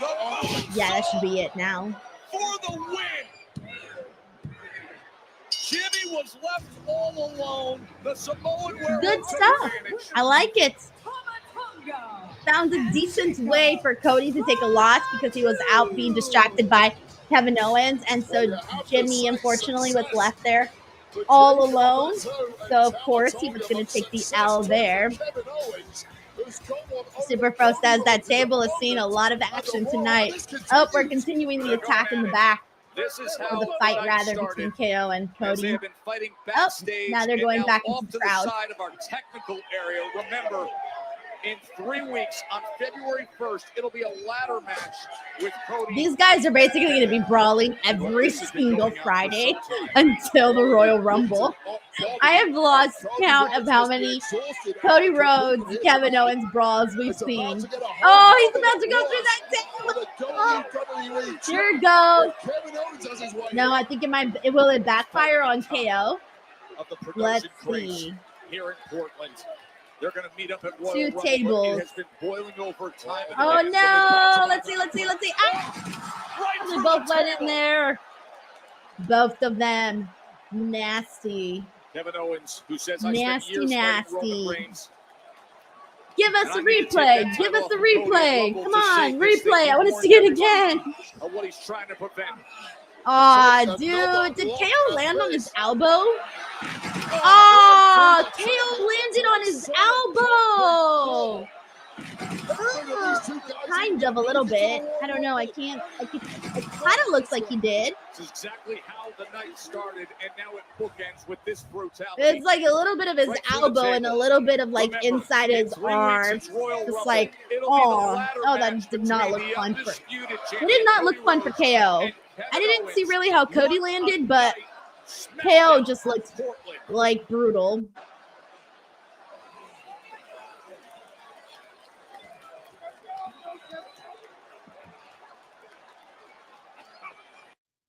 Good stuff, man. Good way to kind of wrap up the show. 3 hours, thankfully, went by a little faster, so that's nice. Let me know how everybody's sort of feeling about those 3 hours, and if those 3 hours felt fast enough for you guys. Please let me know in the chat while I wait for Robin to get in here. And as soon as Robin gets in here, we will get into our post show. Should be a brief one today. Only so much to get into. So a nice little chill post show is what we have. We're just two chill people having chill post shows from a nice chill little show. Yeah, I feel it. Let's see. Zito Bauer says great third hour. Ricardo Chavez says 3 hours is too long. Chris Holsinger says I honestly like the 2 hours. And then Data says he thought it was a good 3 hour show. All right, let's get Robin in here. Robin. What up? How are you feeling? Feeling good? I'm all right. I just had to clean up a kid covered in peanut butter, but other than that, in peanut butter?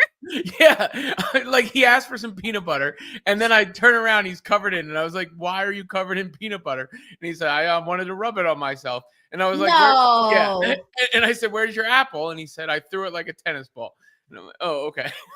Oh my God, boys, Robin, boys, because you have one boy, one girl, or is it 2 boys, one girl? 2 boys, 1 girl. 2 boys, 1 girl, right? Yeah. So be honest, Robin, what's harder to take care of, boys or girls?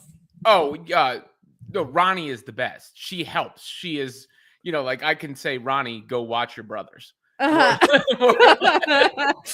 the boys are rubbing peanut butter on themselves. Yeah. Now, Raj is 10 now, so he's more composed, Yeah. but it's Big Ro, the little one. The How old is he? He's 3, but but he's a tank at 3. Like he's 100 percentile. Like he's 70 pounds, like a bruiser. I get the clothes from his older brother's closet to dress him. What? Yeah, he's huge. Oh my God, so he's meaty? Oh, that's cute. Yeah. No, he has a future in the bloodline if he so chooses. Yeah. In the future, we're going to be chanting meat. That's great, man. All right, let's go ahead and get into it. Ready, guys? Let's do this post show. Let's get to it. What is up, everyone? Welcome to Speak Now Pro Wrestling. It is Friday night, January 10. It's the second week of SmackDown here for 2025, and as well as the second week with a 3 hour show. So I got to get started there, Robin, because, last week we definitely had a really big, sort of show to talk about since it was the kickstarting off the year. I feel like this episode, like, it wasn't bad. I thought it flew by. I don't know if it flew by because I was doing my watch along. I don't know if I would have felt any differently if I wasn't doing the watch along. But what did you think of this week's showing compared to the first week, as well as, the runtime we're dealing with? Well, I mean, last week had such a memorable moment that it's hard to replicate that. I mean, that was, an all-time, or maybe that's an exaggeration, but it's certainly a great overall moment, an all-year moment in WWE. And hell, if you're a certain fan, you might think it's an all-time moment, right? But point being, it was a memorable thing. It's hard to replicate. I did see the talk about them going back to 2 hours in the not too distant future. I think 2 hours is better personally, because here's the way I'd put it tonight, Denise.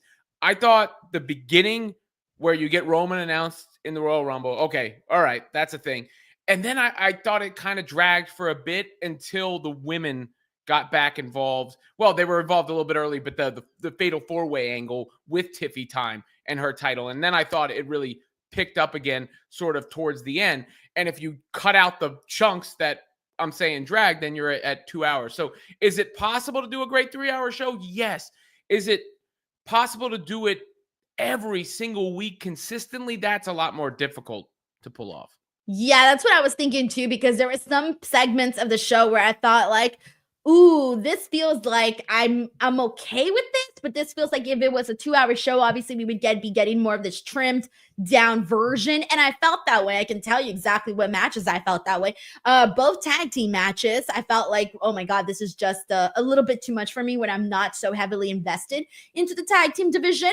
I also felt like that way at the start of Shinsuke Nakamura versus LA Knight. I kind of felt like they were working at an incredibly slow pace. Thankfully, it picked up towards the end, but we know that if this would have been a 2-hour SmackDown, we would have got into the good parts, a little bit faster. Those were the three things that I can honestly say kind of felt like that's when I started kind of looking at the clock and going, okay, where are we at right now on this show and what else is going on? But I loved the opening of the show. I love the closing of the show. I love the women's Fatal 4-Way. The whole entire women's segment, from the talking to the actual match being executed, all of that was great. But again, for those 3 moments, those were the only parts of the show where I kind of felt like, all right, I mean, this is a little slow for me. Well, that could have been the show, right? Like, it could have been Paul Heyman comes out, says Roman wants the title back, Cody. He's going to enter the Rumble. Then the Tiffany Stratton comes out to celebrate winning. The chaos ensues. Fatal 4-Way match. Then Cody Rhodes and Jimmy Uso against Kevin Owens. I mean, well, I say Kevin Owens slipped there because of what happened at the end against Jacob Fatu and Tama Tonga. And there's your SmackDown. That would probably be just over an hour, right? Like an hour 15. Throw a couple other things in there and we get to 2 hours. But there's basically a whole hour on the back end that feels like filler when you're doing that. And I don't know if LA Knight and Shinsuke Nakamura necessarily qualifies because it was a U.S. title match. It might just be neither of those guys that great. Like, in the ring especially. LA Knight has the character and he's been killing it for a long time. But is there a great LA Knight match? I can't say, yeah. And when it comes to Shinsuke Nakamura, when's the last great Shinsuke Nakamura match? I mean, there's a common theme there with those guys. So I don't know if that was the runtime versus just the participants. Yeah, I feel like the last really good LA Knight match that I liked, all right, him and Roman wasn't bad. That was pretty enjoyable. He had some good stuff in there with Andrade and Carmelo, from what I recall. And that was probably it, And that's it. Yeah, we say like it wasn't bad. It wasn't bad is not the description of something that blew you away. We don't need the 3 hours. Honestly, I'm good with the 2-hour show. I feel like a 2-hour show just makes it feel like it just feels right. It really, really does. And I get it though. I can imagine like the pressures of trying to get in like all of the divisions. Like, for example, if they would have had the 2-hour show, do you think they would have gone as long as they did with this whole women's segment that they did, from the talking to the actual Fatal 4-Way? Probably not. And I really enjoyed that on today's show. But then at the same time, it's like a give and take. I almost wish it was just like 2 hours.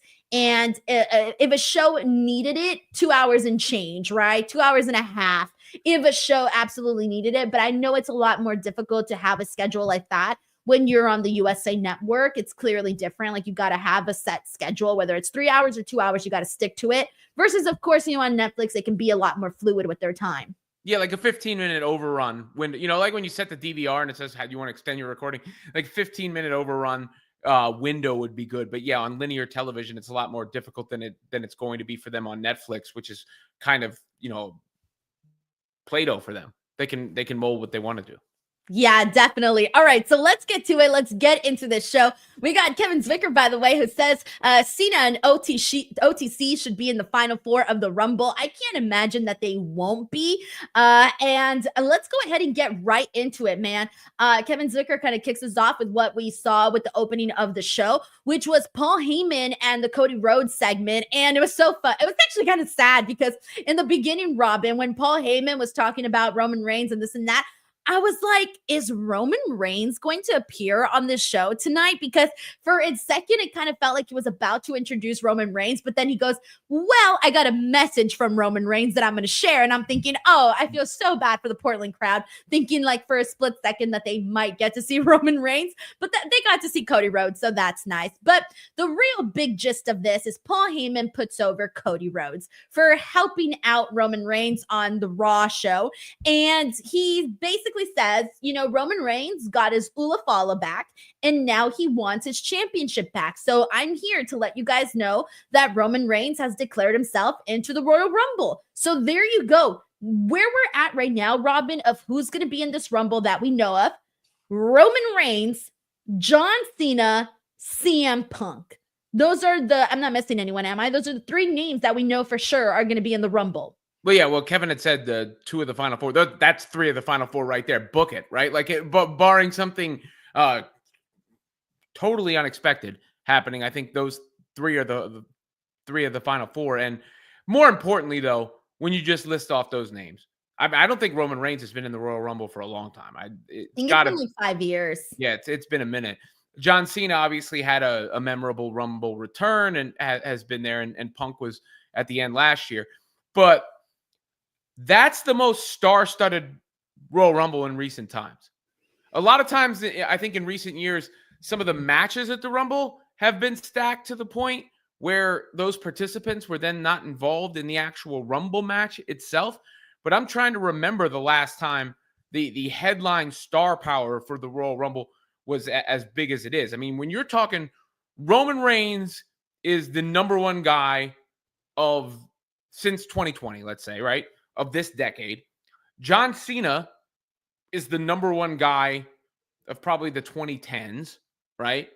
And CM Punk is the biggest wild card really during that entire time period as well. So you throw that combustible aspect of what Punk brings, obviously Cena, and it makes sense for him to want to go into the Royal Rumble. I liked his promo on Raw. I liked the little bait and switch he did with the, I haven't really deserved it, but there's one way you can do it. Enter the Rumble and I'm going to win it.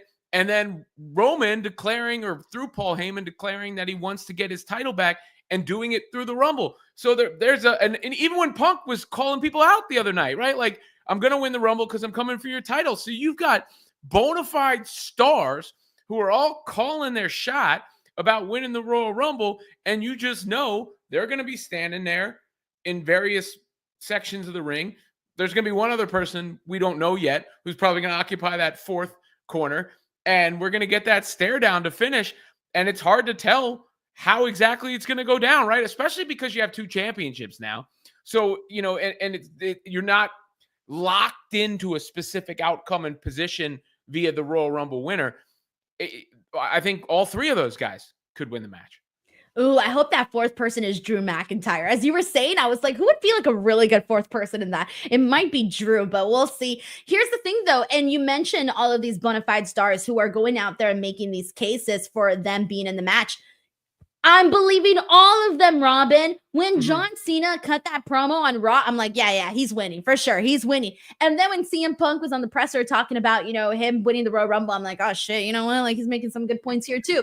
And then today when they announced Roman Reigns, I'm like, shit, Roman Reigns is in the Rumble is no, light thing to take. This is like a big deal. So I can also see Roman Reigns not winning the Rumble. So it's the situation of which direction are they going to go in? And yes, this is like the most star-studded Rumble, at least in recent times. I'm still kind of leaning right now with the options that we have. I'm leaning more towards John Cena, only because of the promo that he cut on Monday. I think he really won me over in expecting him to win the Rumble. I feel like everything he said, he cannot win the Royal Rumble after all the things he said about, being on a losing streak, trying to get back out there. And of course, he basically set up the story and let us know, hey, I can't get back up into, winning the world title, making all of these things happen, going to WrestleMania, being in the main events if I don't start from fixing things up for myself. So what better way to get John Cena, a little dignity so he doesn't feel like he's just getting things because he's John Cena, but by defeating 29 other men in this Royal Rumble. No, I think I agree, especially because it feels like Cody and Cena is still the leader in the clubhouse for one of those main event matches, particularly after The Rock's involvement this past week. And, we had TKO Rock on Netflix, and then you had, Final Boss Rock on NXT. But regardless, the Rock Cody thing seemed to have been deaded altogether intentionally, which was one of the matches that was in the mix. Now, not to say it couldn't be brought back, but I seriously doubt that one's happening. I also doubt The Rock is performing at WrestleMania altogether. But let's say the scenario where he is, I think it's Roman Reigns now, and perhaps he could cost Roman Reigns in the Rumble. And then the scenario where The Rock's not participating at all, what's the other match we've talked about? Punk and Roman. How can you get to Punk and Roman? Well, you can have Punk and Roman have the confrontation at the Rumble, cost each other, which lets Cena actually win.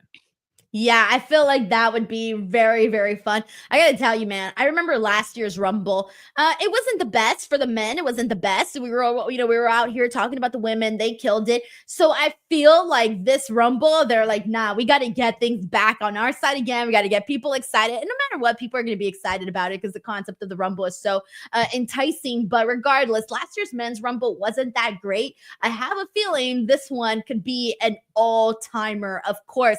All right, let's get into some of these super chats and see what everybody is saying in regards to what went down. We got Blinking with Kimberly in the building. She says, I met LA Knight yesterday and got a pic with him. Yeah. Dude, that's awesome, Kimberly. I'm really happy for you. That's a very cool moment, and I'm glad that you were able to meet LA Knight. That's freaking awesome.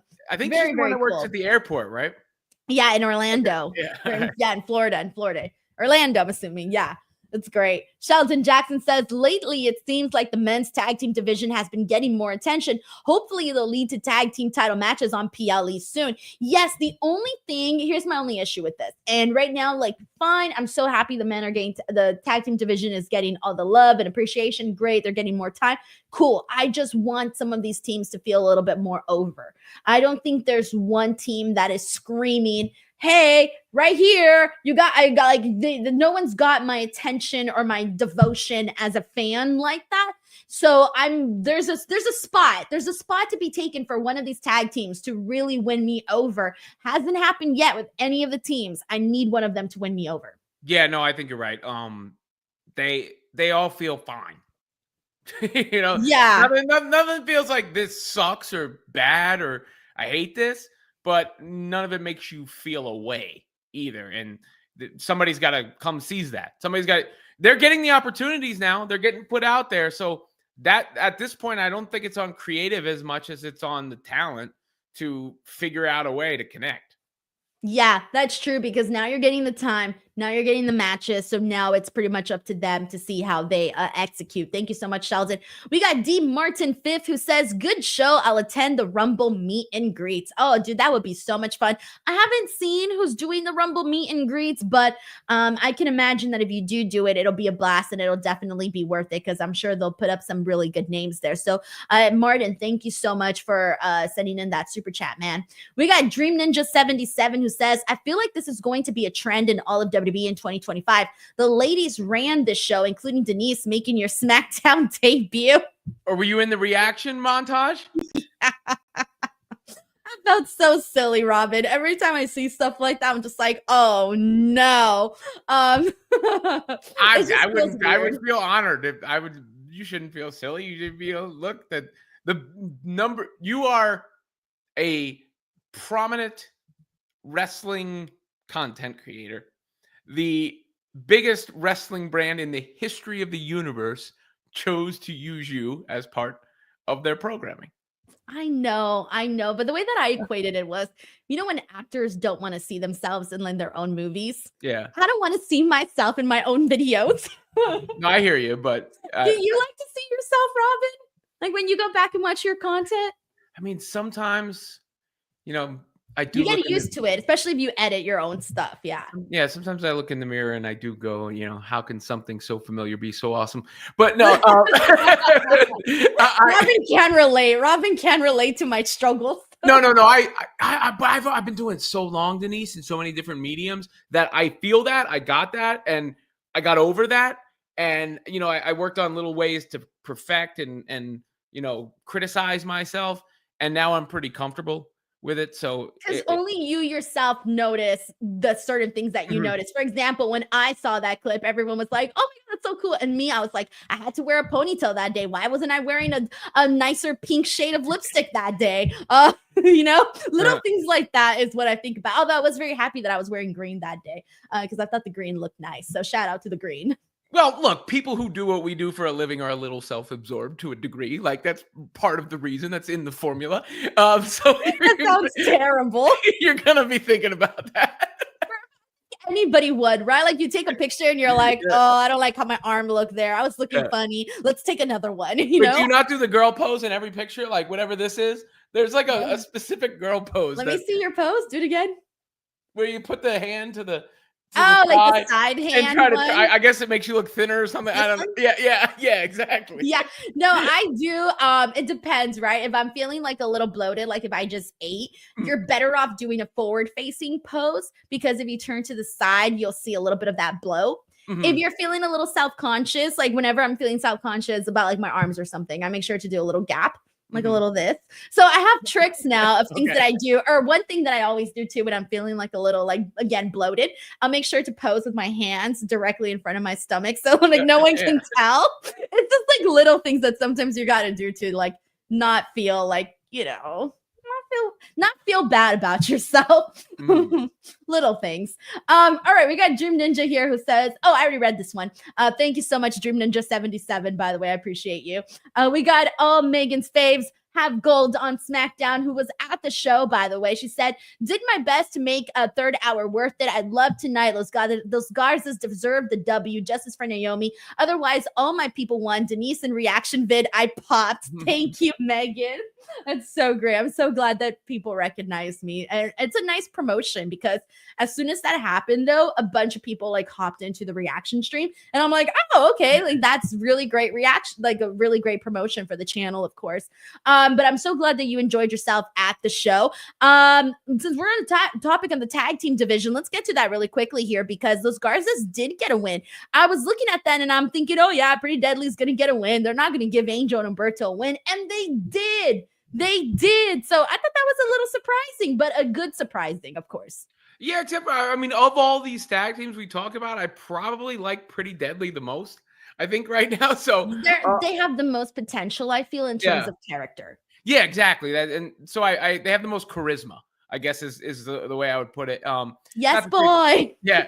Not to say that they needed to win. It doesn't really matter in the grand scheme of things, but if I was, identifying we just talked about one of those tag teams grabbing the bull by the horns. If I had to choose one right now amongst the ones that we've thrown in the mix, they would be my pick. Yeah, I feel you too. I do feel that. Megan, thank you so much. I'm so glad you had a good time at the show. The other tag team match was the Motor City Machine Guns versus A-Town Down Under. I think people are kind of feeling a similar way here where they're just waiting for the clock is ticking. When are Austin Theory and Grayson Waller breaking the hell up? That's sort of what it feels like. Yeah, A-Town done. We need to move on. And that's another thing. I'm not Austin Theory, sorry. Grayson Waller, he had it for a second. Like he really had me. I was like, I like this guy, and I don't have that right now. Obviously, it's there because I felt that way.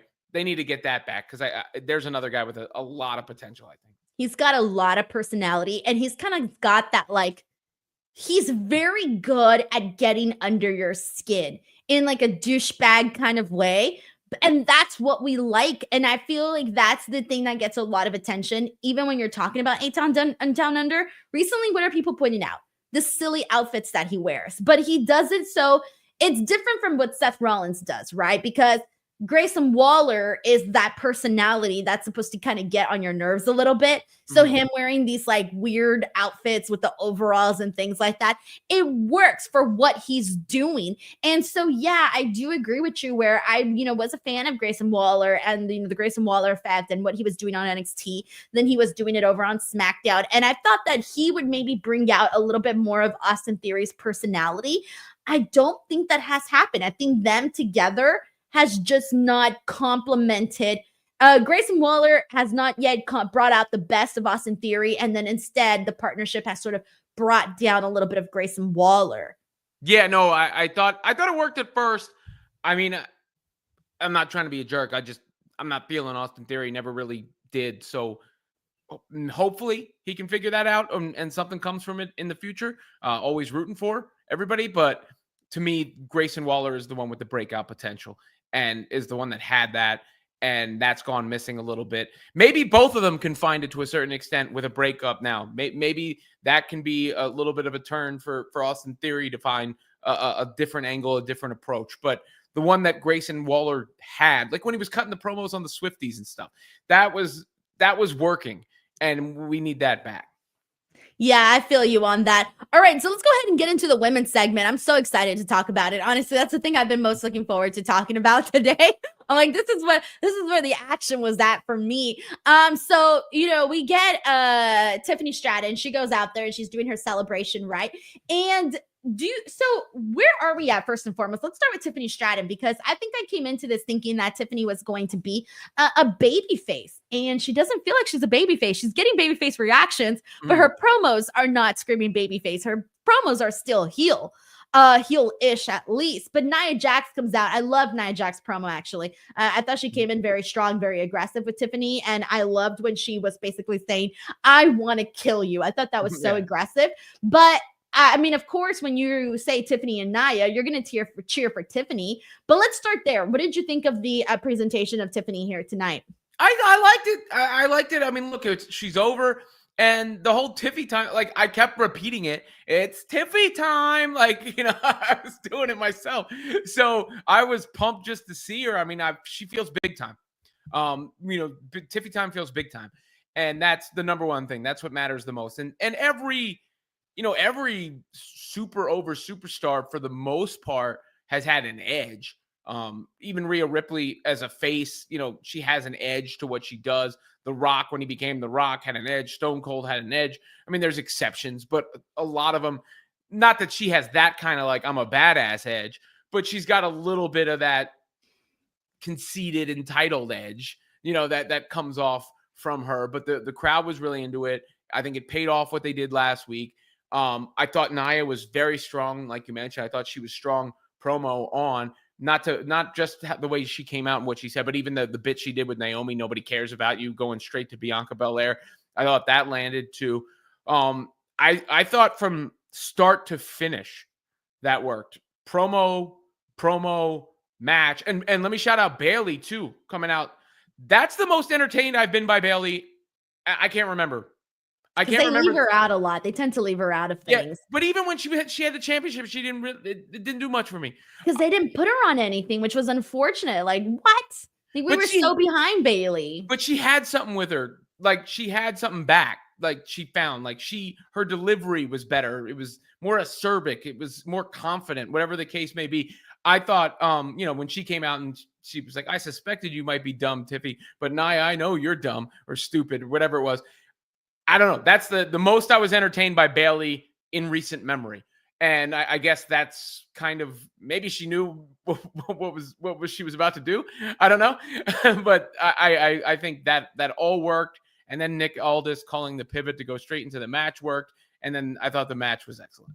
The match was fun. It was my favorite match of the night. It was Bianca, Bayley, Nia Jax, and Naomi. This was so much freaking fun. It was weird to me, too, when I was watching the show, seeing Bianca kind of take a step back, like being behind Naomi when they were doing the promos. It was Naomi who came out. She was the one talking on the mic. She was the one being mean, all of that, right?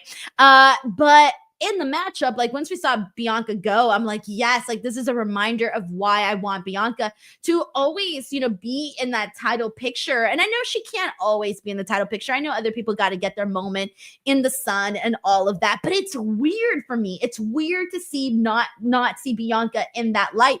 So I was so happy that she was part of this match, of course. And the match was great, man. Seeing the interactions with Bayley and Bianca, who have a history within themselves with their feud, getting to see that little moment with Bianca and Naomi, even though they didn't actually like wrestle each other, they, sort of went different ways in the matchup. But then there was that tease though at the end, which unfortunately cost Naomi the match. So we did see Bayley get the win. She pinned Naomi, but Bianca accidentally whipped Naomi in the gut with her braid. I think it was at the hands of Candice LeRae, right? She had it was when Candice came to interfere, Yeah, she interfered, and that's how the braid ended up hitting Naomi. So I'm feeling like good about this because, first of all, I kind of wanted to see Bayley win because I wanted to see her and Tiffany Stratton go at it. I thought that she would be the perfect person to be like the first person that Tiffany defends her title against, right? Because you're going to have a hell of a match. Great.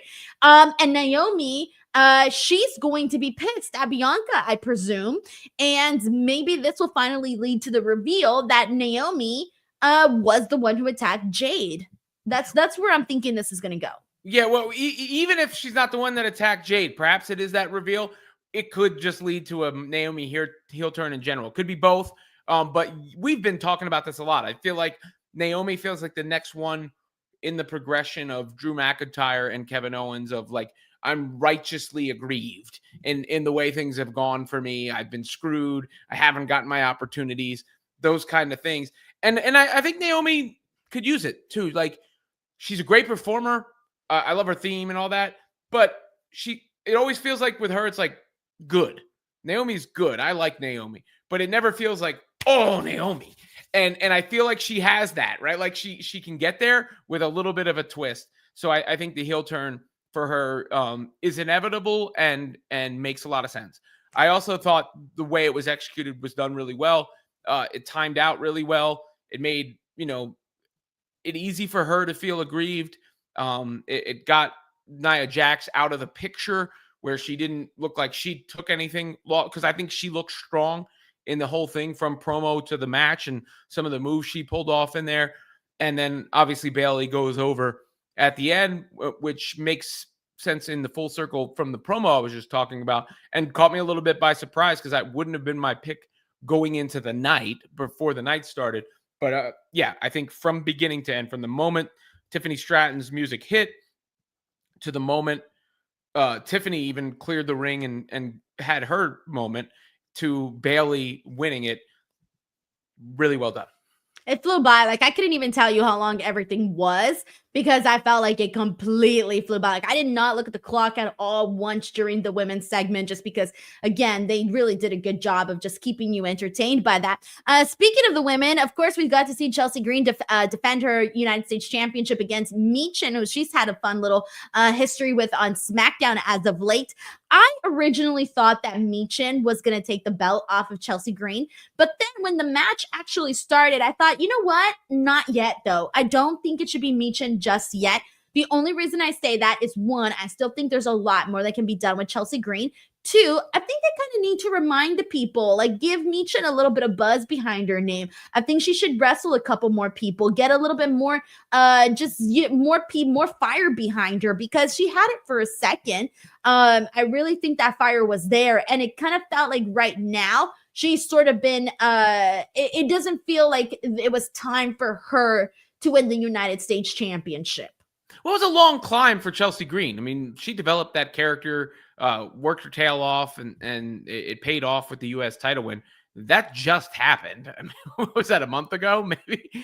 So it would feel very quick to do all that work to get to that point, to then, cut the presidential promo or whatever it was she did the other day.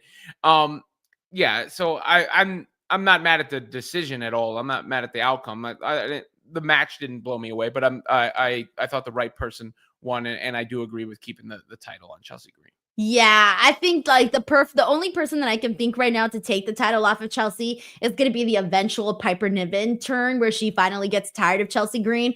And that's going to be fun. I think people will be invested in that. But at the same time, there's just so much more that can be done right now with Chelsea. One of the things that I want to see more of is I want to see more skits, more segments behind the scenes where Chelsea is, exuding her like she's being entitled, right? Like she can go to places, she can go to restaurants, she can go to all these places where she's expecting people to like bow down to her because she is the United States champion and stuff like that. I think would be really funny if we got more of that. So that's sort of what I'm hoping that they do, because the beauty of Chelsea Green being champion is that you can do those types of skits, is that you can do those type of ideas, that you can do some things that are maybe considered a little kooky, but with Chelsea Green doing them, it'll work. And you can't do that with every single wrestler, because not every wrestler has that kind of personality, but Chelsea, you can. And so I think that's the thing that's going to add more color and more life to her United States Championship run. Yeah, give her some scenery to chew on, right? I mean, that's basically what it is. And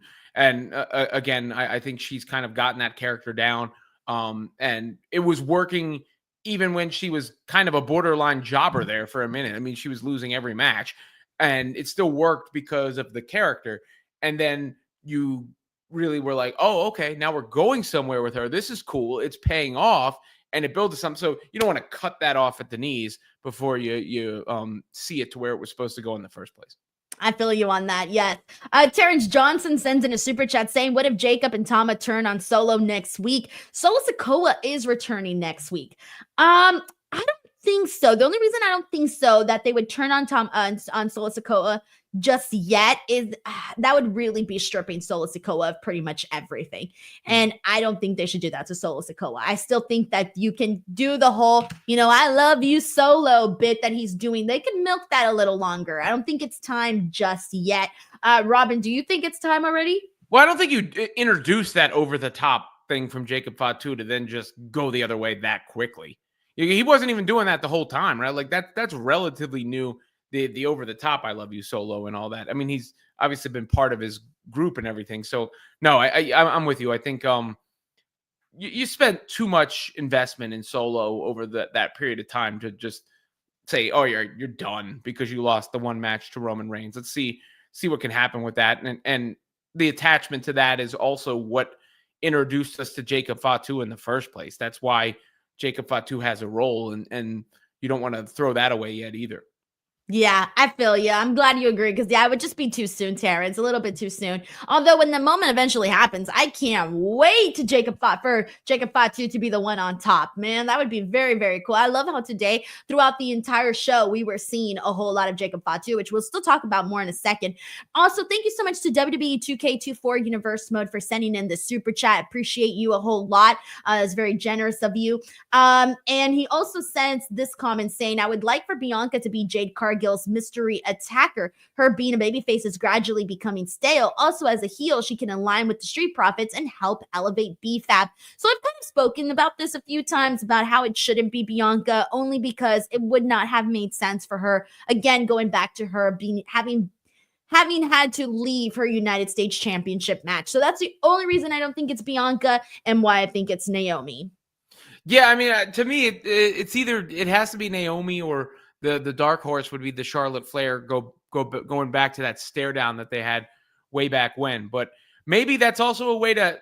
I think Bianca could use something right now. Like Bianca, every time she gets in the ring, it's like, okay, here we go. It's Bianca, right? Like she's so good as a performer, but it feels like she's been knocked down a little bit of a peg from where she was, which was on top for a really long time and like legend status. And she's already at legend status. There's nothing that can take that away. But you know what I mean? Like in the moment legend status.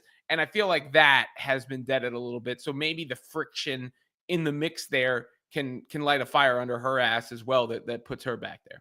I feel it. I 100% agree with that. All right, we got LA Knight defeating Shinsuke Nakamura via DQ because, again, we were just talking about this guy, Jacob Fatu and Tama Tonga. They came in and essentially cost LA Knight the match and then attacked him afterwards. So is this what you expected to go down? No, not really. I mean, I maybe I should have, because they have been doing this. I lost track of that. Because in the moment I was like, oh, we're not going to get a clean finish. And then I like the fact that it went to the tag match later to pay it off. But maybe I'm just happy anybody came and interrupted that match. You're just like, as long as something happened from it. Yeah. Last week when they announced the match, I thought, oh, for sure, LA Knight's winning back his title. Yeah. We can go back and course correct and all of this. Then when the match actually started, I thought, no, this is not the kind of match you have if there's going to be a title change. So this is not happening at all. And then someone in the chat mentioned someone actually mentioned in the chat for my watch along saying, oh yeah, like I'm expecting Jacob Fatu to come in. And I was kind of like, whatever. I didn't really pay too much attention to that. And then afterwards I was like, wait, yeah, that was totally right. That makes more sense as to how they ended up sort of saving both LA Knight and Shinsuke Nakamura. But at the same time, yeah, that is what it is, right? But at least, we're moving in a direction where we will be seeing that LA Knight Jacob Fatu match at some point. So we'll see what happens there.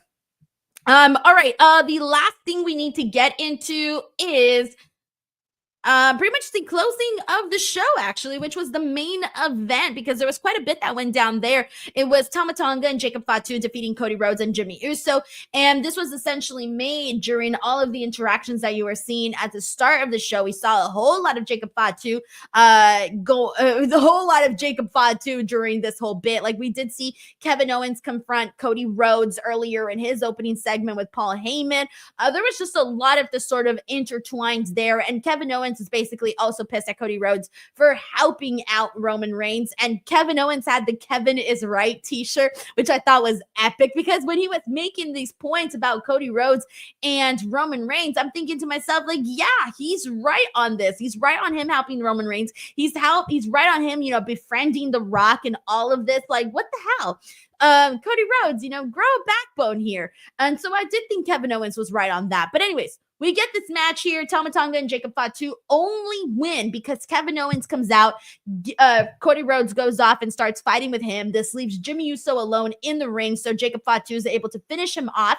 And then afterwards, we get into a brawl between Kevin Owens and Cody Rhodes that sends both men at the end through a table in the production area. So what did you make of how we got to the tag team match, and then the aftermath? Well, I'm going to start with the last. I lost some respect for Cody Rhodes tonight. Ooh, why? He let his Jimmy Uso down. He lost his broken big toe. Yeah, he lost his cool and abandoned his tag team partner and left him for dead. To Jacob Fatu, to the werewolf. And I'm kidding a little bit, obviously, but he did, though. But yeah, no, Jimmy Uso has a right to be pissed off. So I wonder if that's another layer that can come from this, especially as we're throwing Roman back into the mix with the Royal Rumble announcement. Obviously, it's more so to say, like, Cody Rhodes hates Kevin Owens on site, as it said. I think he used that term, but that's the lingo on site. I see you, I'm taking you out no matter what. But he's consumed by rage when it comes to Kevin Owens, which only builds up their match at the Rumble, the ladder match that they've got going on. But it was out of character for Cody Rhodes a bit. And I think that's a way to mix up the whole dynamics of everything when these groups do interact and intertwine, because we've seen that a lot as of late. So I liked that wrinkle, even if I didn't like it from Cody, but I like it from what it accomplishes. And that's part of the reason I guess I do like it from Cody in the grand scheme of things, because I don't like it from Cody, if that makes sense. But no, it does. It makes sense. So I thought that was good. I like the way I'm a fan of Nick Aldis as a GM, and a character. He's assertive. He comes out. He actually looks strong in a role that usually you're made to look pity worthy and pathetic. And he looks strong there. And yeah, the match was fine. It was nothing amazing, but it served its purpose. I didn't have any problems with it, and I thought the finish worked. I've lost track of how many brawls we had between Cody and KO at this point, like completely. It was funny because I made a joke about this last week. I'm like, yeah, from now until the Royal Rumble, all we're going to see is brawls between Cody and KO, and that's exactly what we're getting, although this one was pretty cool. I want to go back and watch it a few more times, though, because I saw Kevin Owens landed. He landed so nasty, like with his arm, and it's like the inside of his arm just hit the concrete, hit the table, a little bit of his elbow, and I'm looking at that, I'm like, ouch. And Cody, I didn't really notice too much how he landed, but it was still a pretty sick spot, especially because it was just on 2 tables on the outside. I liked what they did, and that's what we're pretty much going to continue to get and see, so that by the time we get to this Royal Rumble ladder match that they're doing, I mean, it's going to be pretty deadly, because it's gotten ugly between them. You can't go in there and, I'm expecting for them to go in there and get really nasty with the ladders and really have these crazy spots and get violent and, smash each other in the face with ladders and things like that. Like, it's gonna be nasty, and that's exactly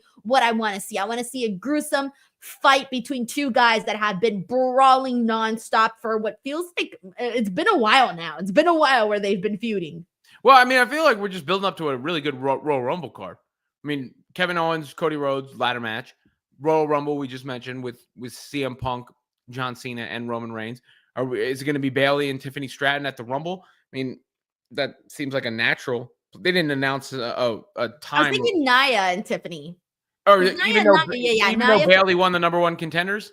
Oh, yeah. No, they're doing that for match next week. Oh, they said that? They said they're doing that next week? Yeah, it's next week. Okay, I yes. thought it was going to be for the Rumble too, but then they announced it's going to be for next week. So when they said next week, I'm like, oh, okay. So then that means we're probably still going to get Nia and Tiffany. I imagine. Which I actually like better from a storyline standpoint. So yeah, me too. And then obviously the Women's Rumble. Is there any other matches specifically scheduled? But even as a working card? Men's, women's, then probably title for the women's, and then Cody's match. That's 4 matches right then and there. And 2 of them are an hour long, right? So that's a stacked card off rip, though, right there and jump. So I think tonight's show built toward the Royal Rumble really well. Yeah, I think so too. That's what we want, though. That's what we want, right? Like, to be excited about the Rumble, and now we got to look forward to Roman Reigns being part of it. So it puts a lot of question marks in the air as to what is going to happen. We got LeVay Carter. Thank you so much for the super chat. He says Denise was on TV. Let's fucking go. Let's fucking go. I'm going to go look back at my reaction when I popped up, because I wasn't expecting it. I was only like half paid attention to the package, because usually when they do like replays and stuff, Robin, I'm like, I already saw that. I missed you. I got to go back and watch it, because I was, like, I'm running to like get a sandwich for the kids or something in between coming in and out of breaks. So I know they did a reaction thing. Exactly. Same thing. I wasn't expecting it for that to happen like right then and there. I was only like half paying attention. And then I look and I'm like, oh, fuck, that girl looks just like me. No, but that's good. I mean, I'm glad that you were a part of it. Deservedly so. Woo woo. Thank you so much, LeVay Carter. Appreciate you sending in the super chat. Seriously. Alrighty, everyone. There you go. That was Friday night SmackDown for today.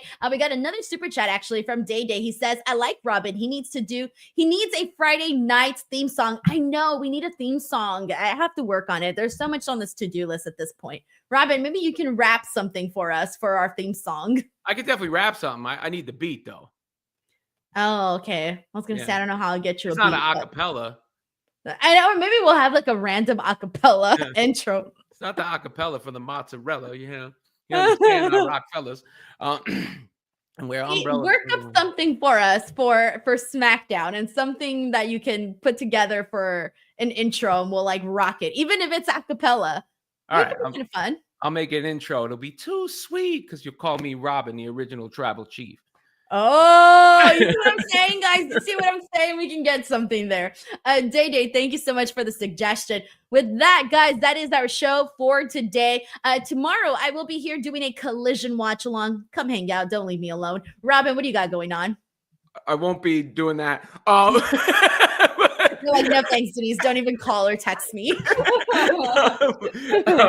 answer is no. What am I in real life or professional life? I am coaching basketball games in the morning. But no, you can check out Robin Lundberg Show on YouTube, of course. And then catch me on all my socials and the like. And I run Women's Fast Break on SI, which covers women's basketball as well. And I always like to shout out my son, Raj, who has his Raj Talk YouTube channel with his goal of trying to surpass me in subscribers. Guys, go show him some love. Go show Robin some love. As always, thank you guys so much. Please do not forget to subscribe to the channel. I just dropped a brand new interview with Julia Hart. There's tons of content from the red carpet premiere of, the red carpet premiere over at Netflix. Check that stuff out. It's all up there. Go give it some love. An interview with Tiffany Stratton and Ludwig Kaiser that's doing really well. So go check it out. Give it some love. Don't forget to subscribe to the channel. We'll catch you guys on the next one. Bye, everyone. Yeet.